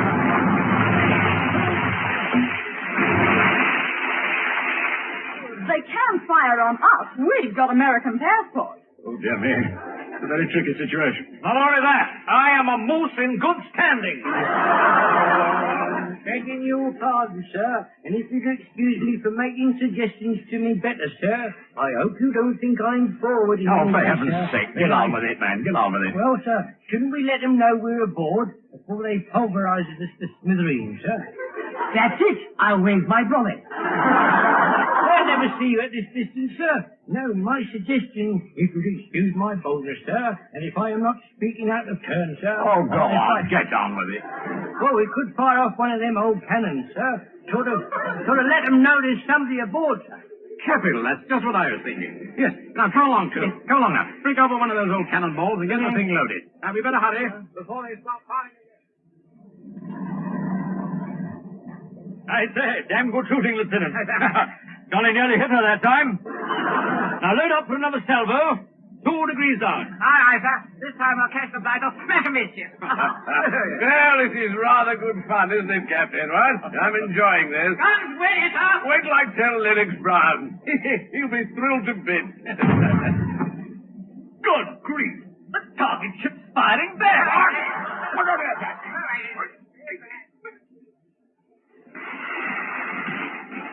There we are, one. I fired it, just like you said. Did we catch their attention? I think so, too. I said fire across their bow. You scored a direct hit midship.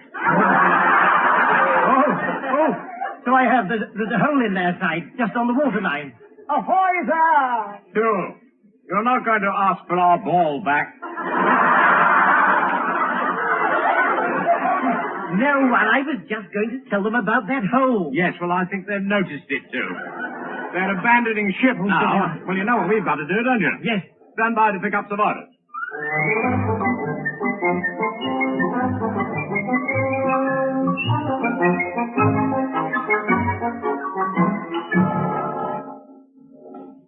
Oh, well, what did you do then, Mr. Lamb? Well, they sank like a stone, Lana, and we had to pick everyone out of the water. Fortunately, nobody was drowned. Even Sir Gregory survived. Oh, that's nice. Yes, I suppose so. We dragged him on board of the boat hook. We were quite surprised when we saw him dangling on the end with seaweed all over him and a haddock in his mouth. Oh, fancy. He lay on the deck spouting water like a whale. I had to jump up and down on his stomach. I rather enjoyed that. No, I see sort of artificial inspiration. But I'm afraid there's trouble ahead when he gets back to the office. Morning, Tool. Marner, better get another cup. Admiral Hardover's on his way up here. Yes, sir. Admiral Hardover, oh dear, this is it. They'll cap us in arms for sinking that new ship of theirs. Well, let's wait and see, shall we, Tool? Admiral Hardover, sir. Hardover, my dear fellow. Come in. How are you? Would you care for a cup of tea? Thank you. Looks like rain, doesn't it? So it does. Better let the pot brew a minute. Well, now, what can we do for you, my dear chap? Yes, well, it's about that business yesterday. A bit of a shambles all round, what? I mean, best kept quiet, I'd say. What, you mean you're not going to keel haul us? Well, obviously. We daren't let it get about that our latest warship was sunk by a mere cannonball. Better say she'd been scrapped. There's another change in government policy. Quite right. So, no further action will be taken. In fact, I'm instructed by the minister to tell you to forget it and deny the whole business ever happened. Oh. What business was that, Hardover? That's the state. The same goes for you, Ram. You know absolutely nothing about it. About what? Good stuff. Don't worry. You'll never find me leaking anything. Well, that is unless... General Assistance Department, this is Lamb leaking. Speaking. Oh, it's him. Sir Gregory. Oh, my goodness. All right. Oh, well, give it to me, too. Hello, Sir Gregory. How very nice of you to call. Now listen, Lennox Brown. This time you're for it. You don't go sinking a warship and get away with it. Sinking a warship? I don't quite understand, Sir Gregory. You sure you haven't imagined it? What? What do you mean? What's your little game? Well, the mind does play funny tricks, Sir Gregory. Yeah. It must be your mind. I'm sure there's nothing in it. Or perhaps it was a dream. Dream? My stomach's black and blue. I've got double pneumonia. And put that blasted boat on. And probably some sort of mirage. Hallucination, Sir Gregory. Never happened. What? Ask the naval people. Yeah. They'll tell you the same. Goodbye. Hey, what? You hung up on him. Yes, well, the man was babbling too. If he goes spreading a story like that, people will begin to doubt his sanity. Well done. That's the way. Deny everything. We'll do the same. Well, I'll be off now, LB. See you at the club, no doubt. Just one moment there, Hardover, my dear fellow. Now, we have a little problem. You may be able to help us with this. Now, you've had years of nautical experience, haven't you? Now, would you just step over here, my dear chap, just a moment? Oh, yes. Our paper boat keeps sinking to the bottom of the sand bucket. Yes. I should really will. Perhaps you're not folding them right. Hey, they must be watertight, you know. I think. Here, hold my coat a minute, will you? I'll show you. Yes, well, now, better get some more paper. Yes, I do. Oh, this is going to be a busy morning.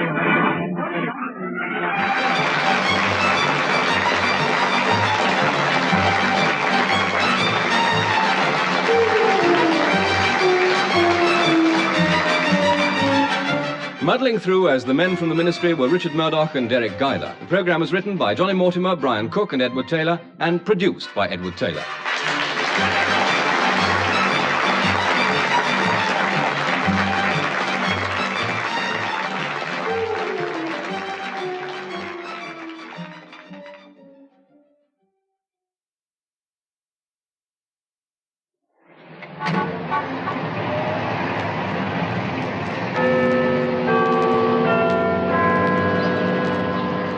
Time to meet the men from the ministry.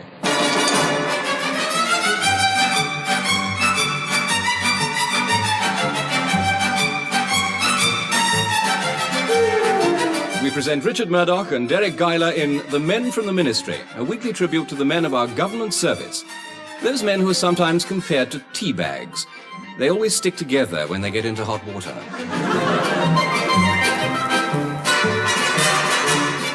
This week we find the General Assistance Department dealing with the problem of London's traffic. Naturally, they're giving it cool, careful thought.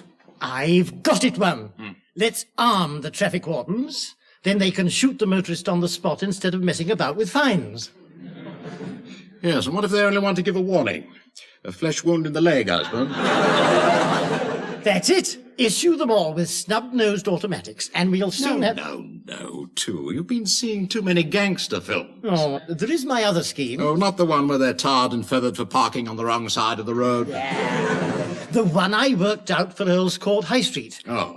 We put no U-turn and no right turn signs at the end of it, you see? Yes, so drivers have to turn left into Oxford Avenue. We make that a one-way street, then we slap double yellow lines all along so that they'll have to keep going. Yes, straight into the Earl's Court police car pound. Exactly. Then they'll have to pay £2 to get out again, and that'll cover the cost of the scheme. Yes. You're not a motorist yourself, are you, too? No. How did you know? Oh, just a guess, just a guess. Excuse me, Mr. Lennox Brown. I've just finished typing up that list of new traffic signs you worked out. Ah, yes, thank you, Mildred. Yes, let me see now. Oh, my word, that's very neat, isn't it? Yes. Your typing's improving. Oh, I think it's since I changed my nail polish. Do you know, it's funny, really. The carbon copy hasn't got any mistakes either. Oh, well done, Mildred. Yeah, and I'm learning that new fast writing too, where they shorten all the words. I'll soon be able to get a good job and Good. There you go. Did she say you worked out some new traffic signs, man? What? Oh, yes. Well, it's just a little idea of mine, you know. Look, I'll show you one. Oh, good. Now, here. You see, now look. That's to cover an occasion when a road is up outside a school near a level crossing. A silhouette of a workman driving a train with 2 children on his shovel. Very good. Clever, eh? Oh, I should say so, one. You know, you've every right to look pleased with yourself. Hello, Lennox Brown smirking. Speaking. Pitkin here. Oh, it's the permanent undersecretary. Fasten your shoelace. Hello, Sir Gregory. How very nice. I've just been looking through your department's expenses for the last quarter. You're spending far too much. Now, there's one item here, £33 for red tape. Ah, yes, we use a lot of it, Sir Gregory. I don't know, it seems to get knotted so easily. It seems to what? Get knotted, Sir Gregory. The tape. Well, now look here. In future, I want all your expenditures sent to me for clearance. All bills, invoices, etc. I want to see them first. Tell your staff. Yes, just as you say, Gregory.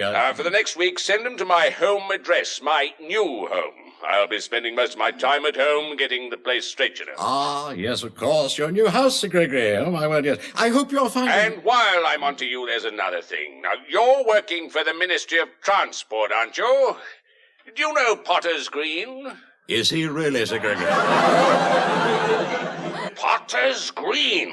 It's a suburb of London, man. Oh, a suburb of London. There's a road widening scheme scheduled to go through, and there's been a hold-up on it. A hold-up? Yes. It seems the local preservation society are fighting the scheme. They say it threatens an historic old building. So get down there and sort it out. Yes, certainly, Sir Gregory, yes. And let's have none of your half-baked, stupid bungling this time. Don't muck it up like you usually do. Oh, seemed a bit more pleasant than usual. It's probably that house he bought last month. He's still very thrilled with it, I believe. Pitkin Tower, as he calls it. Yes, I know. It's a big old place. According to rumour, it even has a ghost. A ghost? Isn't he frightened? I expect he is. Sir Gregory can be quite fierce. Anyway, to order a ministry car, will you? We've got to go out straight away. Yes. Potter's Green, you know. Is he really? Don't make stupid remarks, too, please. Silly, that. Now, come along. Now, look, you can see the council architect, and I'll go along to the preservation people. Find out what it's all about.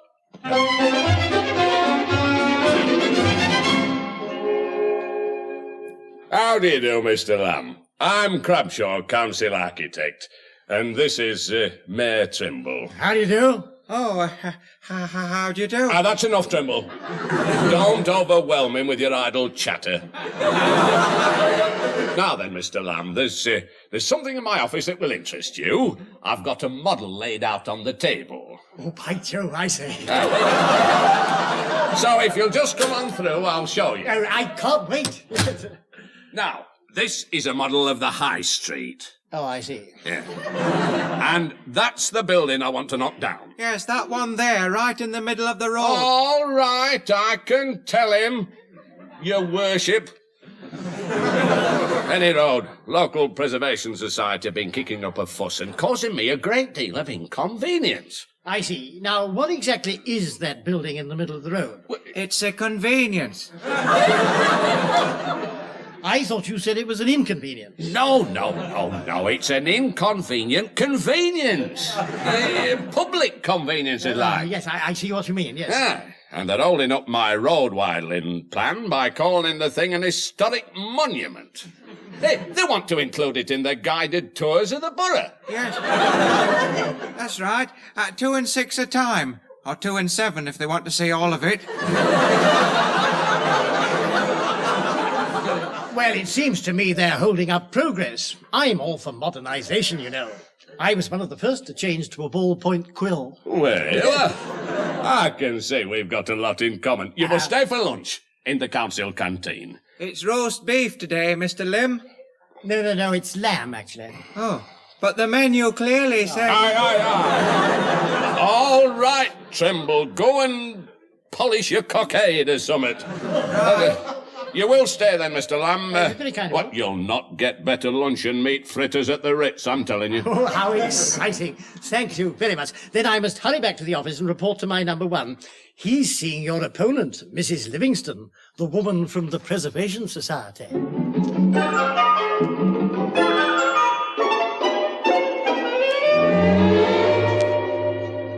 I'm not an unreasonable woman, Mr. Lennox Brown, but as president of the Potter's Green Preservation Society, I feel it is my duty to make a gesture. We must fight those councillors who want to pull down our old buildings. Yeah. Mind you, some of them are crumbling and rather dirty. Then they shouldn't be on the council. We've had many successful campaigns in the past, Mr. Lennox Brown. There was the time they were going to tear down the slipper baths. We all marched in and had a sit-down demonstration. It caused quite a splash, I can tell you. Well, what exactly are you objecting to at the moment, Mrs. Livingston? The council want to demolish a historic little boys' room in the High Street. A little boys' room? Yes, or a penny house, if you like. We consider it of great architectural and historic interest. Now here, I have a picture postcard of it. Oh, a picture postcard. Thank you. It's part of our tourist attraction campaign. Yes. Well, looking at this picture postcard, it certainly seems a very unusual little boy's penny, isn't it? Indeed it is. Yeah. I like the gargoyles and the stained glass window. It was built under Queen Victoria, you know. Remarkable. John Betjeman got quite caught up in it. I dare say the turnstiles have rusted a bit. Yeah. It would be a crime to pull down a place like this. It's full of historical associations. Gladstone, Disraeli, Kilroy. He was there, was he? Oh, yes. We have written proof. You know, our Mrs. Pilkington was going to protest by chaining herself to the railings outside. Oh, was? Yes. We haven't been able to free her from the railings outside the slipper baths yet. She makes such a thorough job of it, poor dear. Yes, she obviously gets attached to these old buildings. Yes. As I said, Mr. Lennox Brown, it's our duty to preserve this fine old building so that men may stand with their heads held high.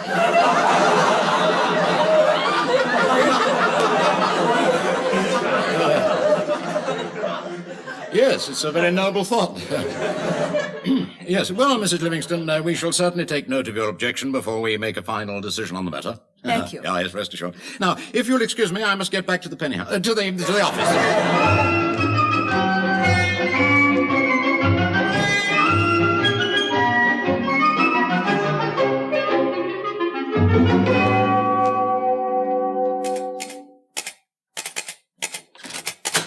Ah, Mildred, Mr. Lennox Brown back yet?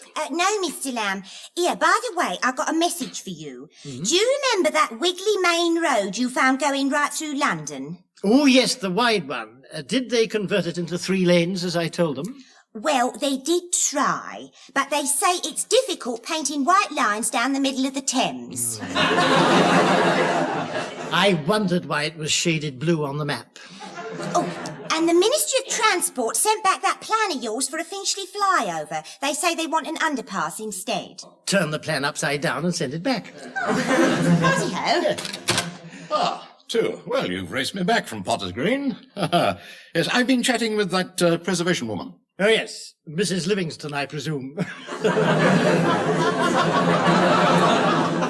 Any post, Mildred? Yes, sir. There's one here marked OHMS. OHMS? Ah, yes, well, it's just as I thought. It's the seed catalogue from the Orpington Hybrid Marigold Society. And there's a picture postcard from Sir Gregory. A picture postcard from Sir Gregory, but he's not on holiday. No, it's a photograph of that new house of his. Oh, he's a proper swank. Oh, yes, he's sending those picture postcards to everybody, you know. Notifying exchange of address. Well, two, come through to my office. All right. Now, let's have a look at that postcard one. Oh, I say, rather an impressive building. Oh, and there's Lady Pitkin standing in the drive with her bulldog. It's Tudor, you know. Has it? It does look rather fierce.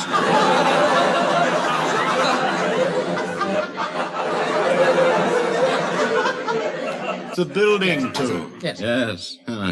Well, here you are. You'd better keep that for your postcard collection. Oh, thank you very much, One. Come to think of it, I've got another postcard for you here. Goody. Mrs. Livingston insisted I have it. Wait a minute. There we are. Oh, I say, this is my lucky day, isn't it? What's this? Well, it's a picture of that convenience. There's all the argument about. Oh, I see. Yes. Well, what do you think ought to be done with it? I'll take it home and stick it in my album. The convenience, too. The convenience. Oh, no, that would... Yes. Well, are we going to have it demolished or aren't we? By the way, how did you get on with the council architect? Oh, he's very go-ahead. Showed me the new sodium street lamps they've just installed in Potter's Green. I can tell you he made me see things in a different light. Purple faces and green hands. Then he showed me plans of the road widening. I think they'll have to demolish that... it's standing in the way of progress. Yeah. Well, from what Mrs. Livingston said, it would cause a bit of an uproar to destroy it. We've got to make a bold decision, draw up a plan of action and stamp it top priority. Yes, if you can find the stamp. Well, we haven't used that since we ordered the tulip bulbs for the window box. Oh, well, thank heavens it's Friday afternoon. But surely we ought to take urgent steps. Absolutely. Don't want to get caught in the rush hour. It's only 2:30. You're not leaving? Certainly am, too. Got an important engagement tonight. The vicar's organising a committee to improve the church roof. And I've agreed to sit on it. But what about this thing in Potter's Green High Street? I promised we'd do something. Yes, we should. Well, not to worry about it. Yes, but no, you do worry. No, don't. No. You carry on. No doubt I'll think of something. Have a nice weekend. Oh, yes, but... oh, dear, he's gone. Really, he doesn't seem to care. He's not going to do anything about this problem.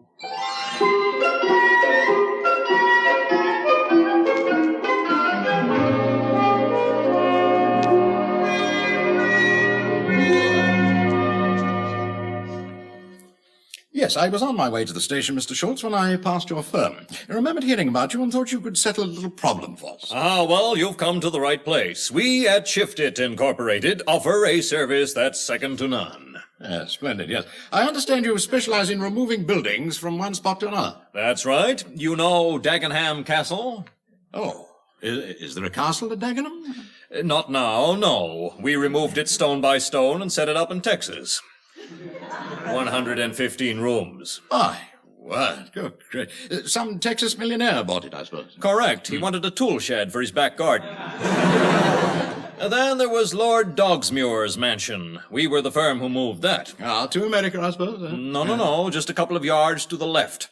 He wasn't getting proper reception on BBC Two. I see, yes. Well, this job that I have is on a rather smaller scale. Yes? Yes, it's a public convenience in Potter's Green High Street. And you want it moved? Yes, it's in the way of a development scheme, you know. But if we destroyed it, you see, there might be repercussions. Sort of chain reaction, huh? Yes, quite. But, you see, if the whole edifice could be moved to some other spot, well, everybody would be satisfied. Yes, I heard about your firm from old Bonzo Blessum at the club. You moved his country seat. Blessum Hall. We shifted it to California in giant crates. A real fast job, that one. Yes, quite a bit too fast, yes. If you find Lady Blossom, we'd like to have her back. But to return to this building, I want moved. The sooner it's done, you see, the better. Oh, sure. We could do it over the weekend. With a small removal like this, we'll be finished by Monday. Oh, splendid. Well, you know how to find it, don't you? You just drive down the middle of the high street and you can't miss it. Yes. Well, now I must rush. I have a train to catch. Well, I shall need a few more details.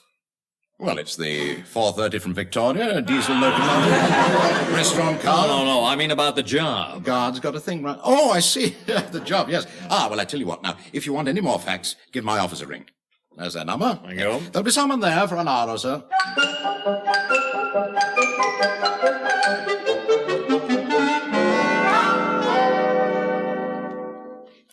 Something worrying you, Mr. Lamb? You don't seem to have your mind on what you're doing. Hey, what makes you say that? Well, you've just signed 5 sheets of blotting paper and doodled all over them letters I typed. Oh, dear. Yes, I am worried, Mildred. This Potter's Green business, it's an urgent problem, and Mr. Lennox Brown doesn't seem to care about it. He just went off and told me to carry on. What, you mean he's giving you a free hand? Sort of carte blanche? Sort of. Then it's up to you to do something. By Jove, you're right. It's time for me to tear aside the veil of false modesty and show what I'm made of. I must make a decision, that's what I must do. After all, it won't be the first time. I made one last year. I remember. Maybe it was the wrong decision, but that's neither here nor there. Anyway, it didn't take them long to scrape all that plum jam off Nelson's column. No, Mr. Lamb, and they soon got the underground running again. And it's up to me to sort out this problem. I'll go along to a demolition contractors and get them to knock this down, this obstruction. I think that's the only answer. Oh, you come over all masterful, Mr. Lamb. Oh, have I? Yes, well, one never loses the habit of command, you know. I was once a house leader at Snuffle's holiday camp. Yes, I'll do it immediately. Have the job done over the weekend, and then LB'll just have to accept it. Fait accompli. Yeah, and it'll be done and finished. I know just the firm, the O'Haggerty Demolition Company. It was their chaps who tore down our local pub. Fancy. The landlord was pretty upset, mind you, but of course it was St. Patrick's night. Right, you look after the office, Mildred. I'll just have time to catch them before they close. See you on Monday. Bye-bye. Ta-ra. Now, where was I? Oh, yes, I really must do a bit of typing. That's enough work for this afternoon. Now, where's me nail varnish? General Assistance Department, this is Mildred Murphy, to whom you are speaking. This is Schultz of Shifted, Inc. Do what? Your Mr. Lennox Brown has just been here. Gave us a little job to do for your department. Oh, that's nice. You know all the facts, do you? Me? Oh, yeah, I've known him for years. You can say what you like. Great. Well, he was in a hurry, so I'd better check the details with you. Who's paying for this job? Yeah, you're an American, aren't you? Yeah, I used to know an American. Yank, his name was. Do you know him? I'm afraid not. But about this job, who's paying for it? Well, if it's for us, you better make the bill out to the General Assistance Department. Fine, just fine. Now, where do you want us to send the thing? Oh, yes. Now, Sir Gregory wants all these things sent to him at his home address. Would you send it to Pitkin Towers, Little Grippington, Hertz, please? Pitkin Towers. Right. Well, so long, and don't forget, Shifted Inc., the firm with go, go, go. Go, go, go? Oh, he's gone. What a funny man. I wonder what he's on about. It's a pity Mr. Lamb wasn't here.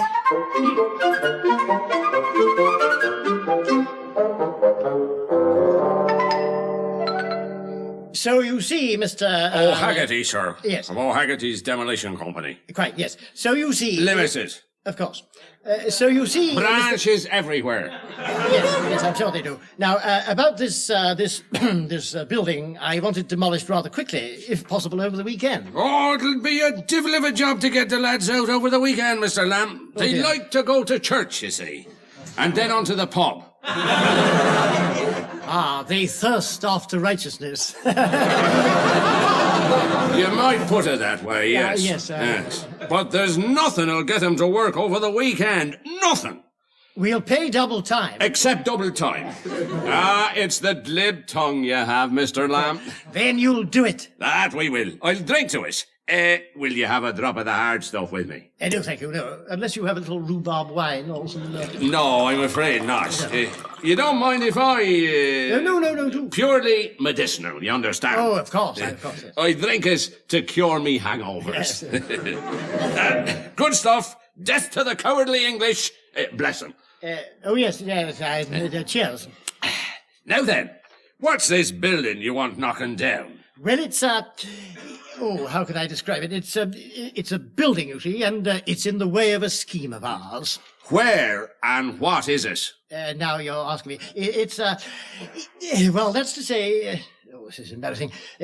I know I've got a picture postcard of it somewhere in my pocket. There you are. Let's see. Yes, here's the address underneath here. Yeah, I shouldn't have any trouble once we get Sean on the bulldozer. Okay. I'll drink to that. Well, I am pleased you can do this job over the weekend. You leave it to us, Mr. Lamb. Yes. I've got all the details on this postcard. I'll drink to that. Splendid. My word, I can hardly wait to see LB's face when I tell him on Monday.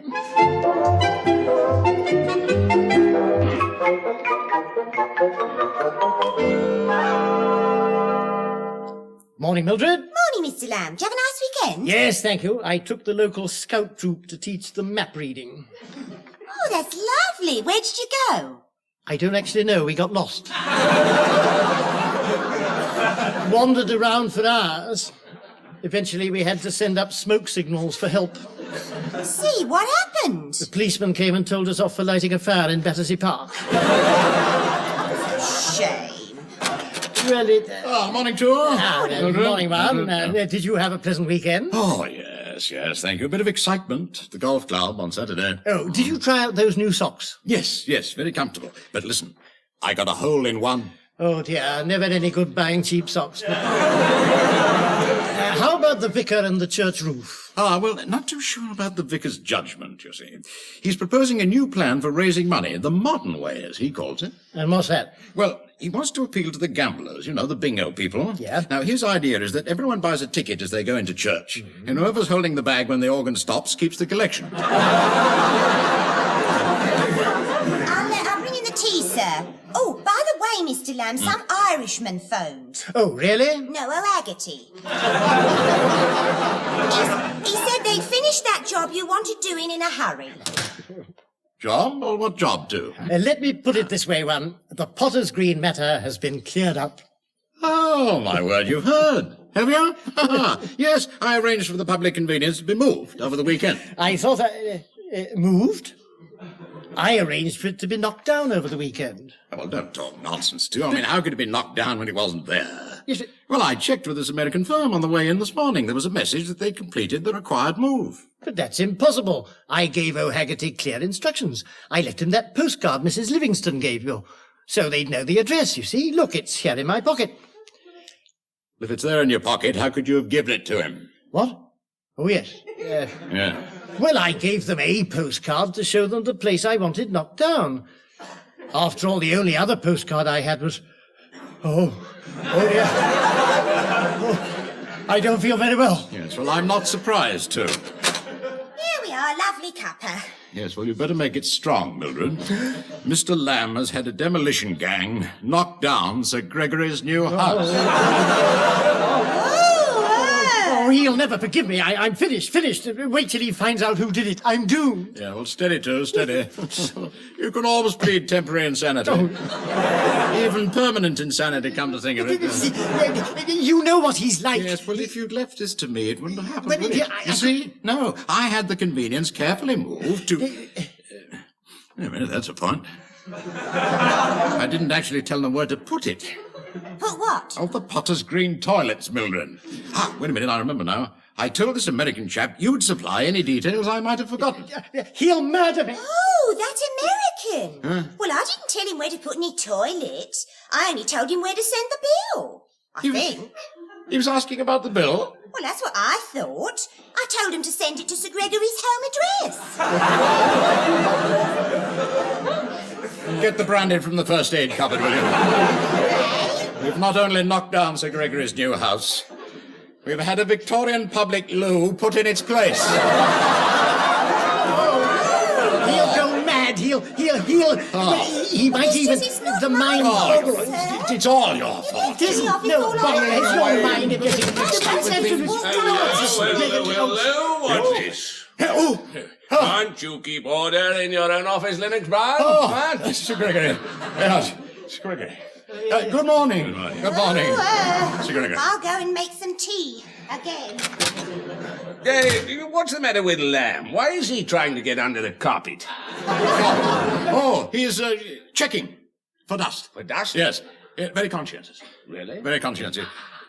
Mind you, he often makes mistakes when I'm not here, you know. Will make decisions on his own, you know. I imagine you had quite a hectic weekend, Sir Gregory, did you? No. Very peaceful. The house all right, was it? Oh, yes. Magnificent. Yes, last time I saw it, the sun was shining through the gable windows, making the fine oak panelling glow with an inner life, as it were. Really superb. Oh, thank heavens for that. That was last Friday morning, of course. Yes, we've been away for the weekend. Shooting, you know. I like to shoot, and I'm getting quite accurate. So, just a moment, Sir Gregory. You haven't been home, then, since, the weekend? No. I thought I'd pop in here as I came through town and get my gun license renewed. And then I'm off home. Oh, dear. Yes. Are you very attached to your new house, Sir Gregory? Oh, yes. So close to town, you see. Yes, I expect to find it a great convenience.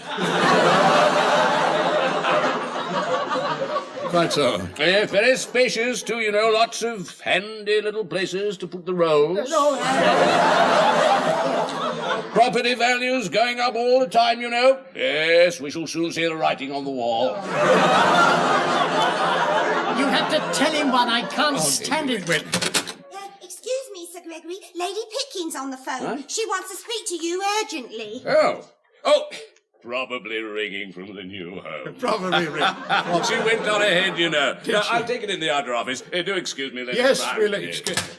What are we going to do, man? That's a good question, too. What?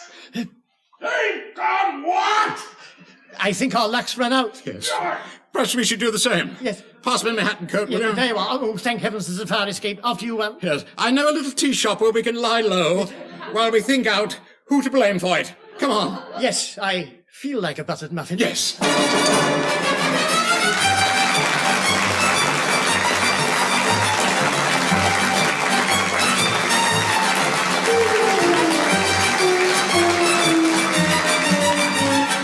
Muddling through as the men from the Ministry were Richard Murdoch and Deryck Guyler. Also featured were Norma Ronald, Ronald Baddeley and John Graham. The programme was written by Johnny Mortimer, Brian Cook and Edward Taylor and produced by Edward Taylor.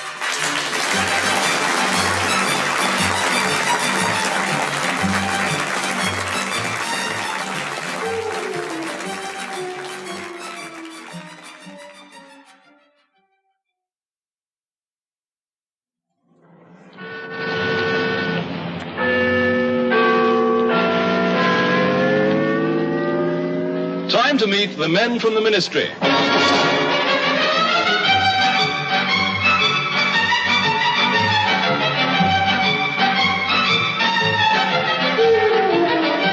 We present Richard Murdoch and Deryck Guyler in The Men from the Ministry, a weekly tribute to the government officials who shape our lives, who tackle vital problems like the country's transport policy and won't rest till they have us back on our feet again.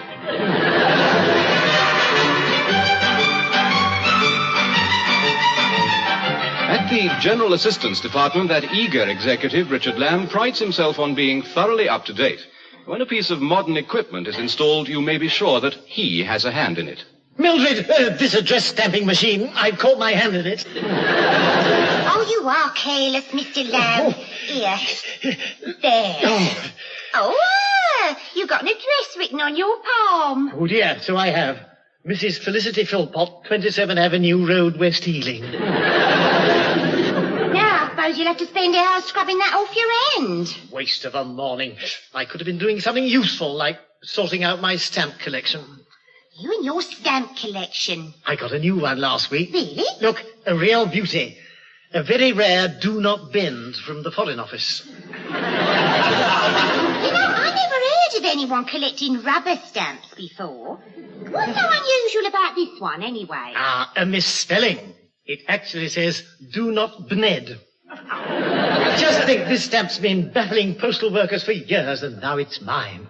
What happened to that nice big one that said fragile? It broke. Yeah, how about that special one you wanted from the Ministry of Housing? Permission refused. Well, I wrote and asked them to let me have one. What happened? They said they hadn't got one. Sent my letter back stamped, permission refused. Rather lot. Never mind, I've actually picked up a real collector's piece from the Board of Trade. There aren't many of these about, I can tell you. What's it say? Permission granted. There were just a few made before the war, I believe. Morning to all. Morning, Mildred. Morning, sir. Afternoon, one. Oh, it's satire now, is it? Yes, well, I suppose I am a little later than usual. Trouble at the railway station. I was engrossed in my newspaper, you see, and I got into the 8th carriage. And that's why you're late? Yes, the blessed train only had 7. I felt such a fool sitting there reading between the lines. I see. Along with the rest of the sleepers, eh? Yes. Yes, I can see it's going to be one of those days. What work have we got in? We're helping out the Ministry of Defence. They've got a bit of a flap on. Oh, why? Something to do with those supply jobs we did for them. What do you mean, the things for the Women's Royal Army Corps? Yes, and for the paratroops. Yes, well, what's the trouble? The Women's Royal Army Corps received a consignment of white silk knickers. Oh, well, what's wrong with that? Well, they had stamped on the seats, count 3 and then pull ripcord.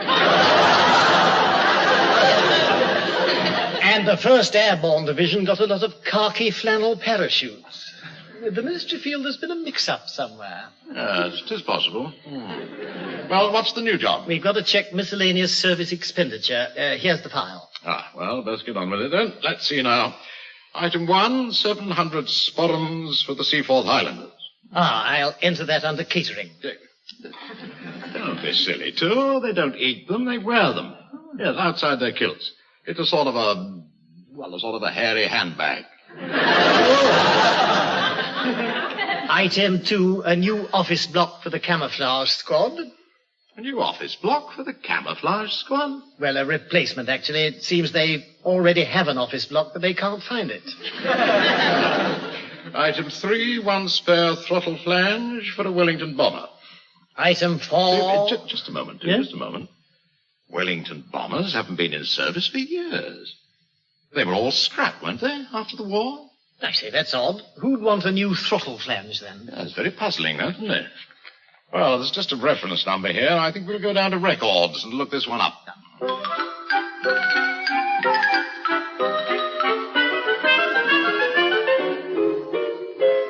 Here we are, records office. Wonder where old Smilby is. He's supposed to be in charge, isn't he? Oh, well. Now, what was that reference number again, too? 735/291. Yes, 735/291. No, it's not 735/291. It's 735/291. If you see what I mean. You look it up, too. Start with this drawer here. What's it say on it? ZZZ. Oh, so that's where old Smilby spends the afternoons. No. Close it gently, too. Yes. Don't want to disturb him. Try another drawer. Righto, one. Here we are. 735/29, requisition for Wellington bomber throttle flange, ordered by Wing Commander Horn, McBoggin Hill Aerodrome. MacBoggin Hill? Well, that's in Scotland. Yes. Yes, there was an airfield there during the war. In fact, our department closed it down, as I recall. That's right. It's all in this file, including our copy of the order we sent in 1945. Well, wait a minute. Let me see. Yes, it quite clearly tells them to demobilize all personnel. It certainly does. It even says it backwards on the other side of the paper. Ah, yes, well, someone must have put the carbon paper in the wrong way round, you see. And it... Oh, dear. That means we sent them a blank sheet of paper. Now, steady, Till, steady. Now they've asked for a throttle flange. They must be still there. It's all our fault. If anyone finds out, the mind boggles. Yeah, well, it's no use boggling, Till. I have... Stop it. You're getting me all... Look, we've got to do something. Now, what beats me is why they've just stayed there and kept quiet. 20 years. Sir Gregory, a public inquiry. It's very fishy, very fishy. If you ask me, there's something odd going on at MacBoggin Hill Aerodrome.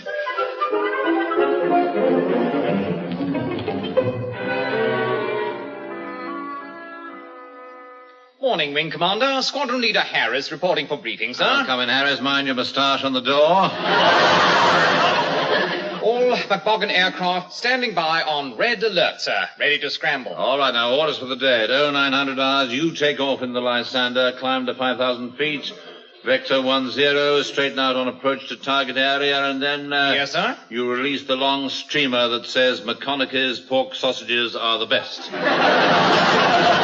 Good show. They've renewed their contract with us, then. Yes, it'll be a good month for the Lysander. Crop spraying, trips around the loch. We could even do skywriting if it weren't for your spelling. Yes, I'm sorry about that, sir. The last time we tried, you wrote Campbell's toothpaste for greener teeth. They were not pleased. No, sir. Well, what's today's airline schedule? Airline schedule. Well, have the Wellington fueled up for the usual tourist flight to the Hebrides at 1600 hours, and no more landings like yesterday, Harris. Well, it was a 3-point landing, sir. Yes, it was. Point 1, you overshot the runway. Point 2, you had your wheels up. Point 3, you were upside down. Yes, I got it right on the second run, though. Yes. The Wellington's handling well, sir, especially since we got that new throttle plan. Yes, good. We took a bit of a risk there, you know. You mean contacting Whitehall after all those years? Well, if they twigged we were drawing full pay and running a nice little business, they could turn nasty. Well, we've heard nothing from them since that blank sheet of paper in 45. Yes. Our orders were so secret, even we weren't allowed to know them. Frankly, sir, if you hadn't thought of running our own airline, we'd have all gone bonkers. Oh, well, you know, COs are expected to be brilliant, and we owe a lot to that first slogan you thought up. Canary Airways, fly with us and go cheap. Morning, sir. Corporal Flower, a repair job on the number 1 hangar.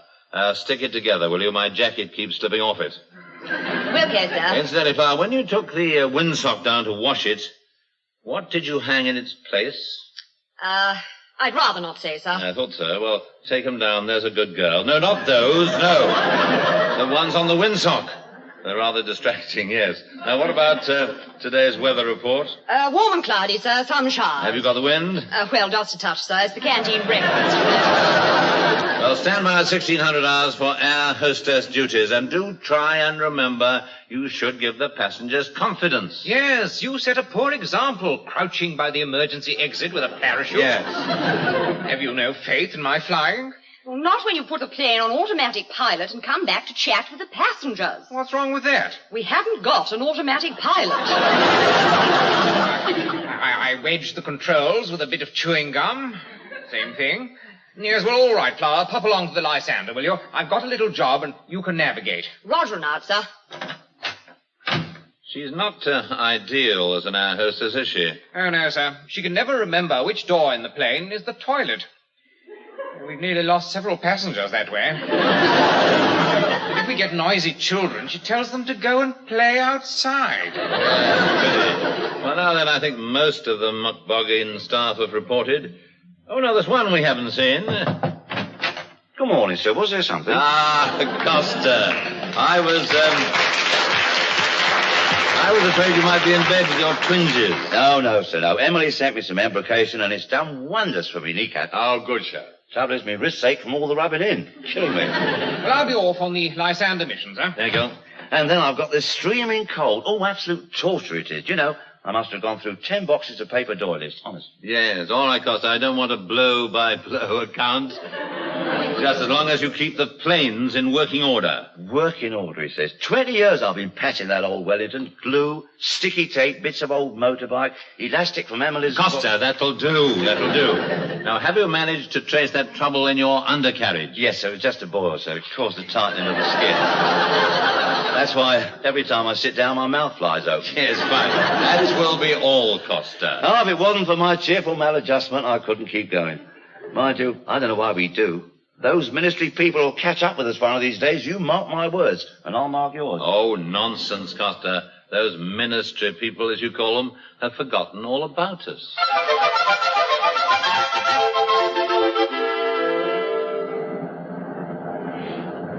Well, McBoggin Hill next stop, too. Shouldn't be long before we know the whole story. Do you think we're right to come and investigate ourselves? Of course, too, of course. This way we've a better chance of hushing the whole thing up. I do hate these long train journeys. Stop breathing on the glass and drawing pictures with your finger. Just passing the time. Yes, but they're my spectacles. Never mind, we're coming into the station. Put that away and get your brolly down from the rack. Well, here we are, one. Rather a desolate place. Yes, certainly is, isn't it? Oh, here comes the porter. Can I close the carriage door, sir, and carry your luggage for you? But the train's pulled out and we haven't got any luggage. Aye, well, you'll no withhold a wee tip on account of 2 accidents of fate. Yes, I will. Now, look here, my good fellow. We're from the ministry.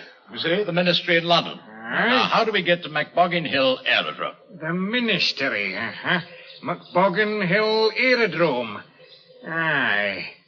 Well, as you can see, I'm racking my brain. No, you're not. You're waving your hand under our noses. Well, it's an old Scottish greeting, sir. According to age-old ritual, you drop a bawbee in it, and I remember the way to the aerodrome. Oh, very well. Here you are. I see. A sixpence, eh? You want to know the sixpenny way to the aerodrome? Well, outside the station, you turn sharp right, and you struggle through the bog and across the rough moorland. Wait a minute. Here's £0.50. Oh, yes, the half-crown way. Outside the station, you turn sharp left, and there's a main road will take you straight there.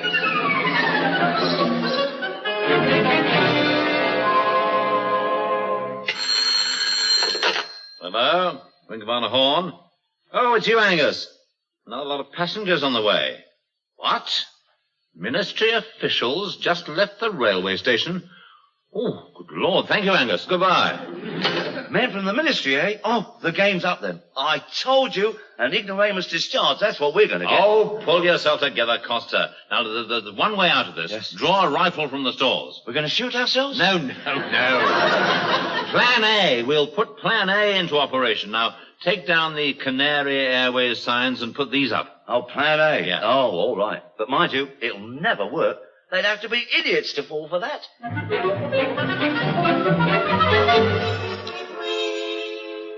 Dear. 5 miles and uphill all the way. Yes, well, it's lucky we were able to borrow this farm cart. Lucky for you sitting up there. Not so lucky for me having to pull it. Here we are. The aerodrome. There's a chap at the main gate. He's pointing a rifle at us. Halt! All right, fire! Again. Here, come out from under that cart and identify yourselves. I'm General Assistant from Land Department. And I'm Miss Brown, Lennox Senior. Well, can you identify yourselves? Of course. I know myself anywhere. Well, this, I will tell you, is a top-secret establishment, and I shall need proof of your identifier before I shoot you. We're from the ministry. Here, just a minute. There's something a bit familiar about you. Oh, I hope not. We try never to be familiar at the ministry. I know that face. 20 years ago, RAF, name like Muckheap or Murdoch or something. 1 or 2 very curious habits. Certainly not. My name's Lamb. Look at this label on my jacket. Made specially for our Lamb. Ah, so you had the label specially made. Well, what does that prove? Just a minute. Let me see your hand. What for? So you're Mrs. Felicity Philpott, 27 Avenue Road, West Ealing, are you? Of course she isn't. He isn't. Now, look here. What about this? There you are now, a letter addressed to me. Let's have a look. Well, there's no need to open it. Oh, so you're Snookums, are you? Well, it's my mother, you know. Yes, it's just a pet name for me. It's Snookums, yes. I never knew that one. Oh, stay out of this, too. Sorry, Snookums. Now, look. Here's my passport. That should prove who I am. Have a look. Deryck Lennox Brown, age, yes. Hair, partly. Special peculiarities, strawberry birthmark on your... Yes? Yes. Well, let's see it. Come on, make certain. But what, here? In the open? Well, you can rely on my edification. Certainly not. Oh, go on, one. Out of the question. I'm not rolling up my sleeve for anybody. Right? Right, well, I'm taking you two to the wing, Commander. Move yourselves, come on. Left, right, left, right, left, right, left, right, left, right. Well, there we are then. I'm sorry about that, gentlemen. We can't be too careful, you know. This is a top-secret base. The key to Britain's whole defense system. McBoggin Hill? Well, I mean, you've only got one old Wellington bomber. Aha! That's what we want them to think. Them? Who? Them. Oh, them. Exactly. Are you sure we haven't met before? Oh, yes, positive. Oh, pity of you were the chap I thought you were. I was going to ask for my plimsolls back. Now, look, just what is going on here, please? I mean, top secret signs everywhere, an armed guard. Project X45. Need I say more? Need you? Yes, I think you need. I've never heard of it. Ah, well now, have you got an A1 security clearance? Yes. Oh. Have you got a B2 security clearance? No. Ah, well, you won't have heard of it then. So if I were you, I'd go straight back to London and forget we exist. Righto, shall we go on? Just a moment. I'm not satisfied. Now, there are one or two little things that bother me. Where's your Wellington bomber got Canary Airlines painted on its side? Camouflage? Poppycock. I shall get on to London to check this ridiculous story. No, I'll do it for you. This is a direct line to the Prime Minister. Oh, hello, sir.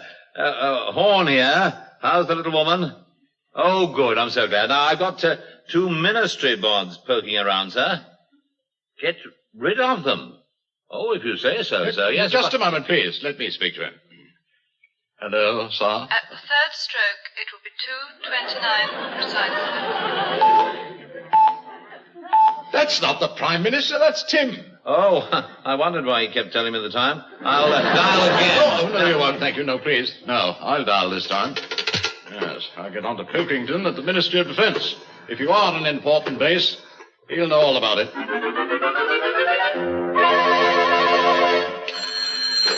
Hello, Pilkington, Ministry of Defence. Oh, Lennox Brown here. Look, what do you know about McBoggin Hill Aerodrome? Why do you ask? Well, they claim it's a top-secret base. I thought you ought to know if it was. Yes, I ought, oughtn't I? Where did you say? McBoggin Hill, Scotland. They said something about Project X45. They've got a Wellington up here. Let me ring you back, LB. I'll need to get a clearance on this. McBoggin Hill? Never heard of it. Miss Moneypenny, get me Jones of Intelligence. Jones of Intelligence. Pilkington here. It's about McBoggin Hill Aerodrome in Scotland. It's one of our top secret establishments, isn't it? Oh, is it? Yes. Can you give me some details about it? Well, it's in Scotland, I believe. Aren't they running Project X45? Something to do with Wellingtons? Wellingtons? Some sort of new waterproofing process, you mean? Is that what it is? Well, look, old boy, I'd better ring you back. I'll need to get security clearance on this. X45, I really should try and read some of the muck on this desk. Still, O'Reilly of Security will know.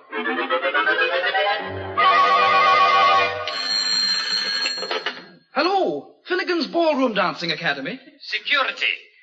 Look here, O'Reilly. This is Jones of Intelligence. Now, how did you get our number? It's in the trade directory, under spies. Oh. McBoggin Hill, our top secret security base. Are they running Project X45 or not? Well, what do you think? Well, I've heard a buzz they are. Producing a new super gumboot or something. See? Well, let me get clearance on this, then I can tell you all I know. Which is sweet Fanny Adams. Who the devil would know about this sort of thing? Well, there must be someone.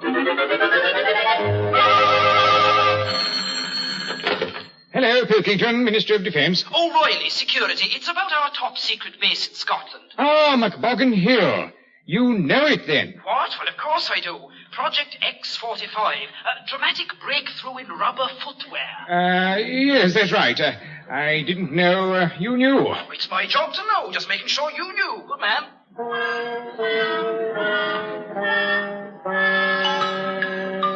Oh, thank you, Pilkington. Now you've told me what they're up to here, and I can act accordingly. Sorry about the delay. It took me a while to get permission to tell you. Yes, right. Well, thank you very much again. Goodbye. Well, Wing Commander, that settles it. Yes, I was afraid it might. Oh, Lord. What are you going to do now, sir? What I must? Apologize. They've confirmed you're a top-secret base. Well, now you know I did.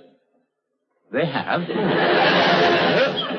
Oh, yes, of course. Mind you, they didn't tell me what project you're working on. No. Well, they couldn't. I mean, it's a very hush-hush. Yes. Still, I think we ought to have some idea of your activities, you know. I know what they're up to, one. You do? Yeah, it's something to do with that old Wellington bomber out there, right? Right, yes, it's got a lot of revolutionary new features, that plane. It's wings and so forth. Oh? Yes, and you'll notice we've abandoned the old-fashioned jet engine. What are you using instead? Ah, I'm glad you asked me that. A number of specially shaped strips of metal that rotate at enormous speeds. We call them propellers. Sure. Is there any chance of us having a flight? Oh, out of the question, I'm afraid. Sir, Squadron Leader Harris is due back any minute, and he's got a streamer, sir. A streamer, remember? A streamer? Yes, a very nasty cold, sir, very nasty. Ah. Oh, good Lord, yes. We don't want you to catch that. No, perhaps we should give them a flight, sir. We don't want anyone to catch it.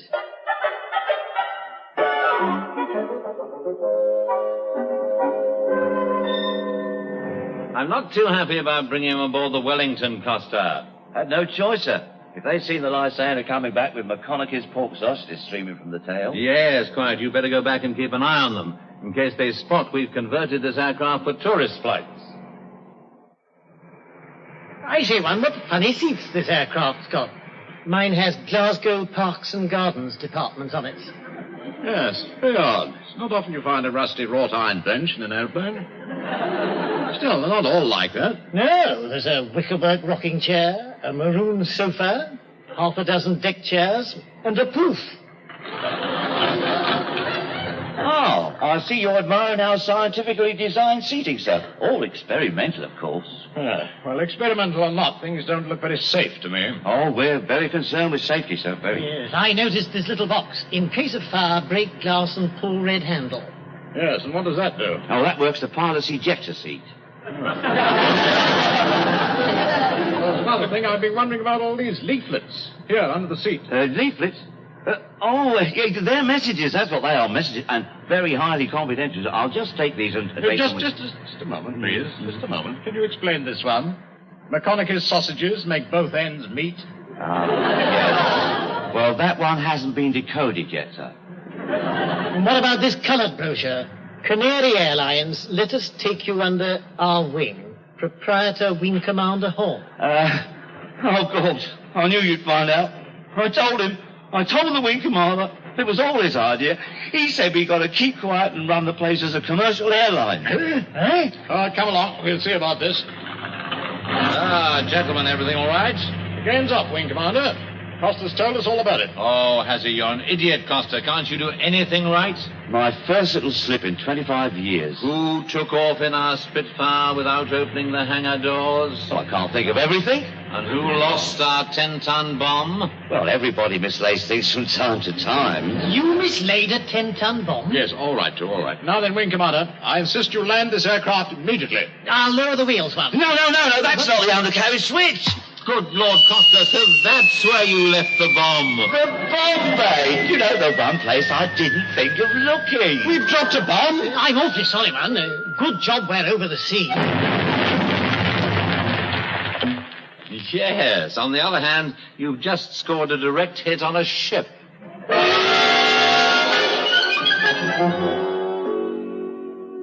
And here is the news read by John Curl. The oil pollution threat to the Scottish coast is over. The wrecked oil tanker, which went aground early today, has been completely destroyed by a single bomb from a lone RAF plane. This unexpectedly prompt government action drew praise from the threatened Scottish resorts of Porridge Bay, Haggis-on-Sea, and Tartan Sands. It was a remarkable piece of precision bombing, said an eyewitness.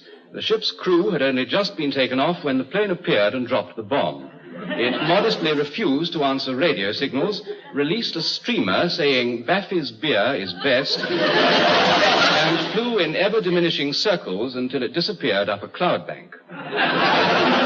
Questioned in the House about his swift action, the Prime Minister said, "What action?" This crushing reply brought cheers and applause from government supporters.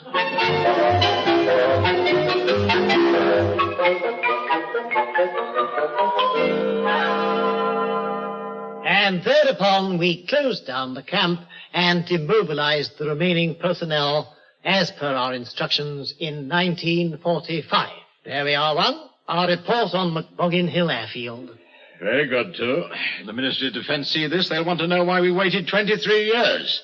Yeah, it's all rush with their minute. Yes, that'll be all noted. Righty-ho, sir. Do you think I should add a bit about the oil tanker business? No, too. Let sleeping dogs lie, please. You know what they're like. They'll probably deduct the cost of the bomb from our salaries. Once they get this report, we'll be out of a job anyway. Yes, like Wing Commander Horn and his friend Costa. Do you suppose they found anything yet? Oh, hardly. Who's likely to employ a couple of out-of-touch rogues like them? Excuse me, sir. The gentleman from the Ministry of Defence to pick up your report. How do you do? I'm Horn, new liaison officer, Ministry of Defence, and this is my number 2. Entirely ossified to meet you, I'm sure. Good Lord, you two. What happened to Pilkington? Well, the poor fellow was suffering from delusions. He was going around muttering about secret bases that didn't exist. Nuclear rubber gumboots? But you mean they... Yes, they promoted him, and I got his old job. Oh, so we've got to hand this report to you. That's right, and we will put it somewhere safe. Any suggestions? Come over here by the big open fire and we'll discuss it. One of us. Up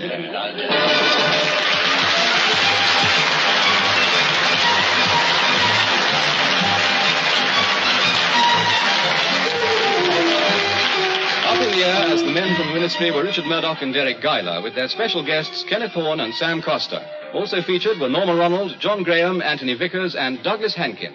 The program was written by Johnny Mortimer, Brian Cook, and Edward Taylor, and produced by Edward Taylor.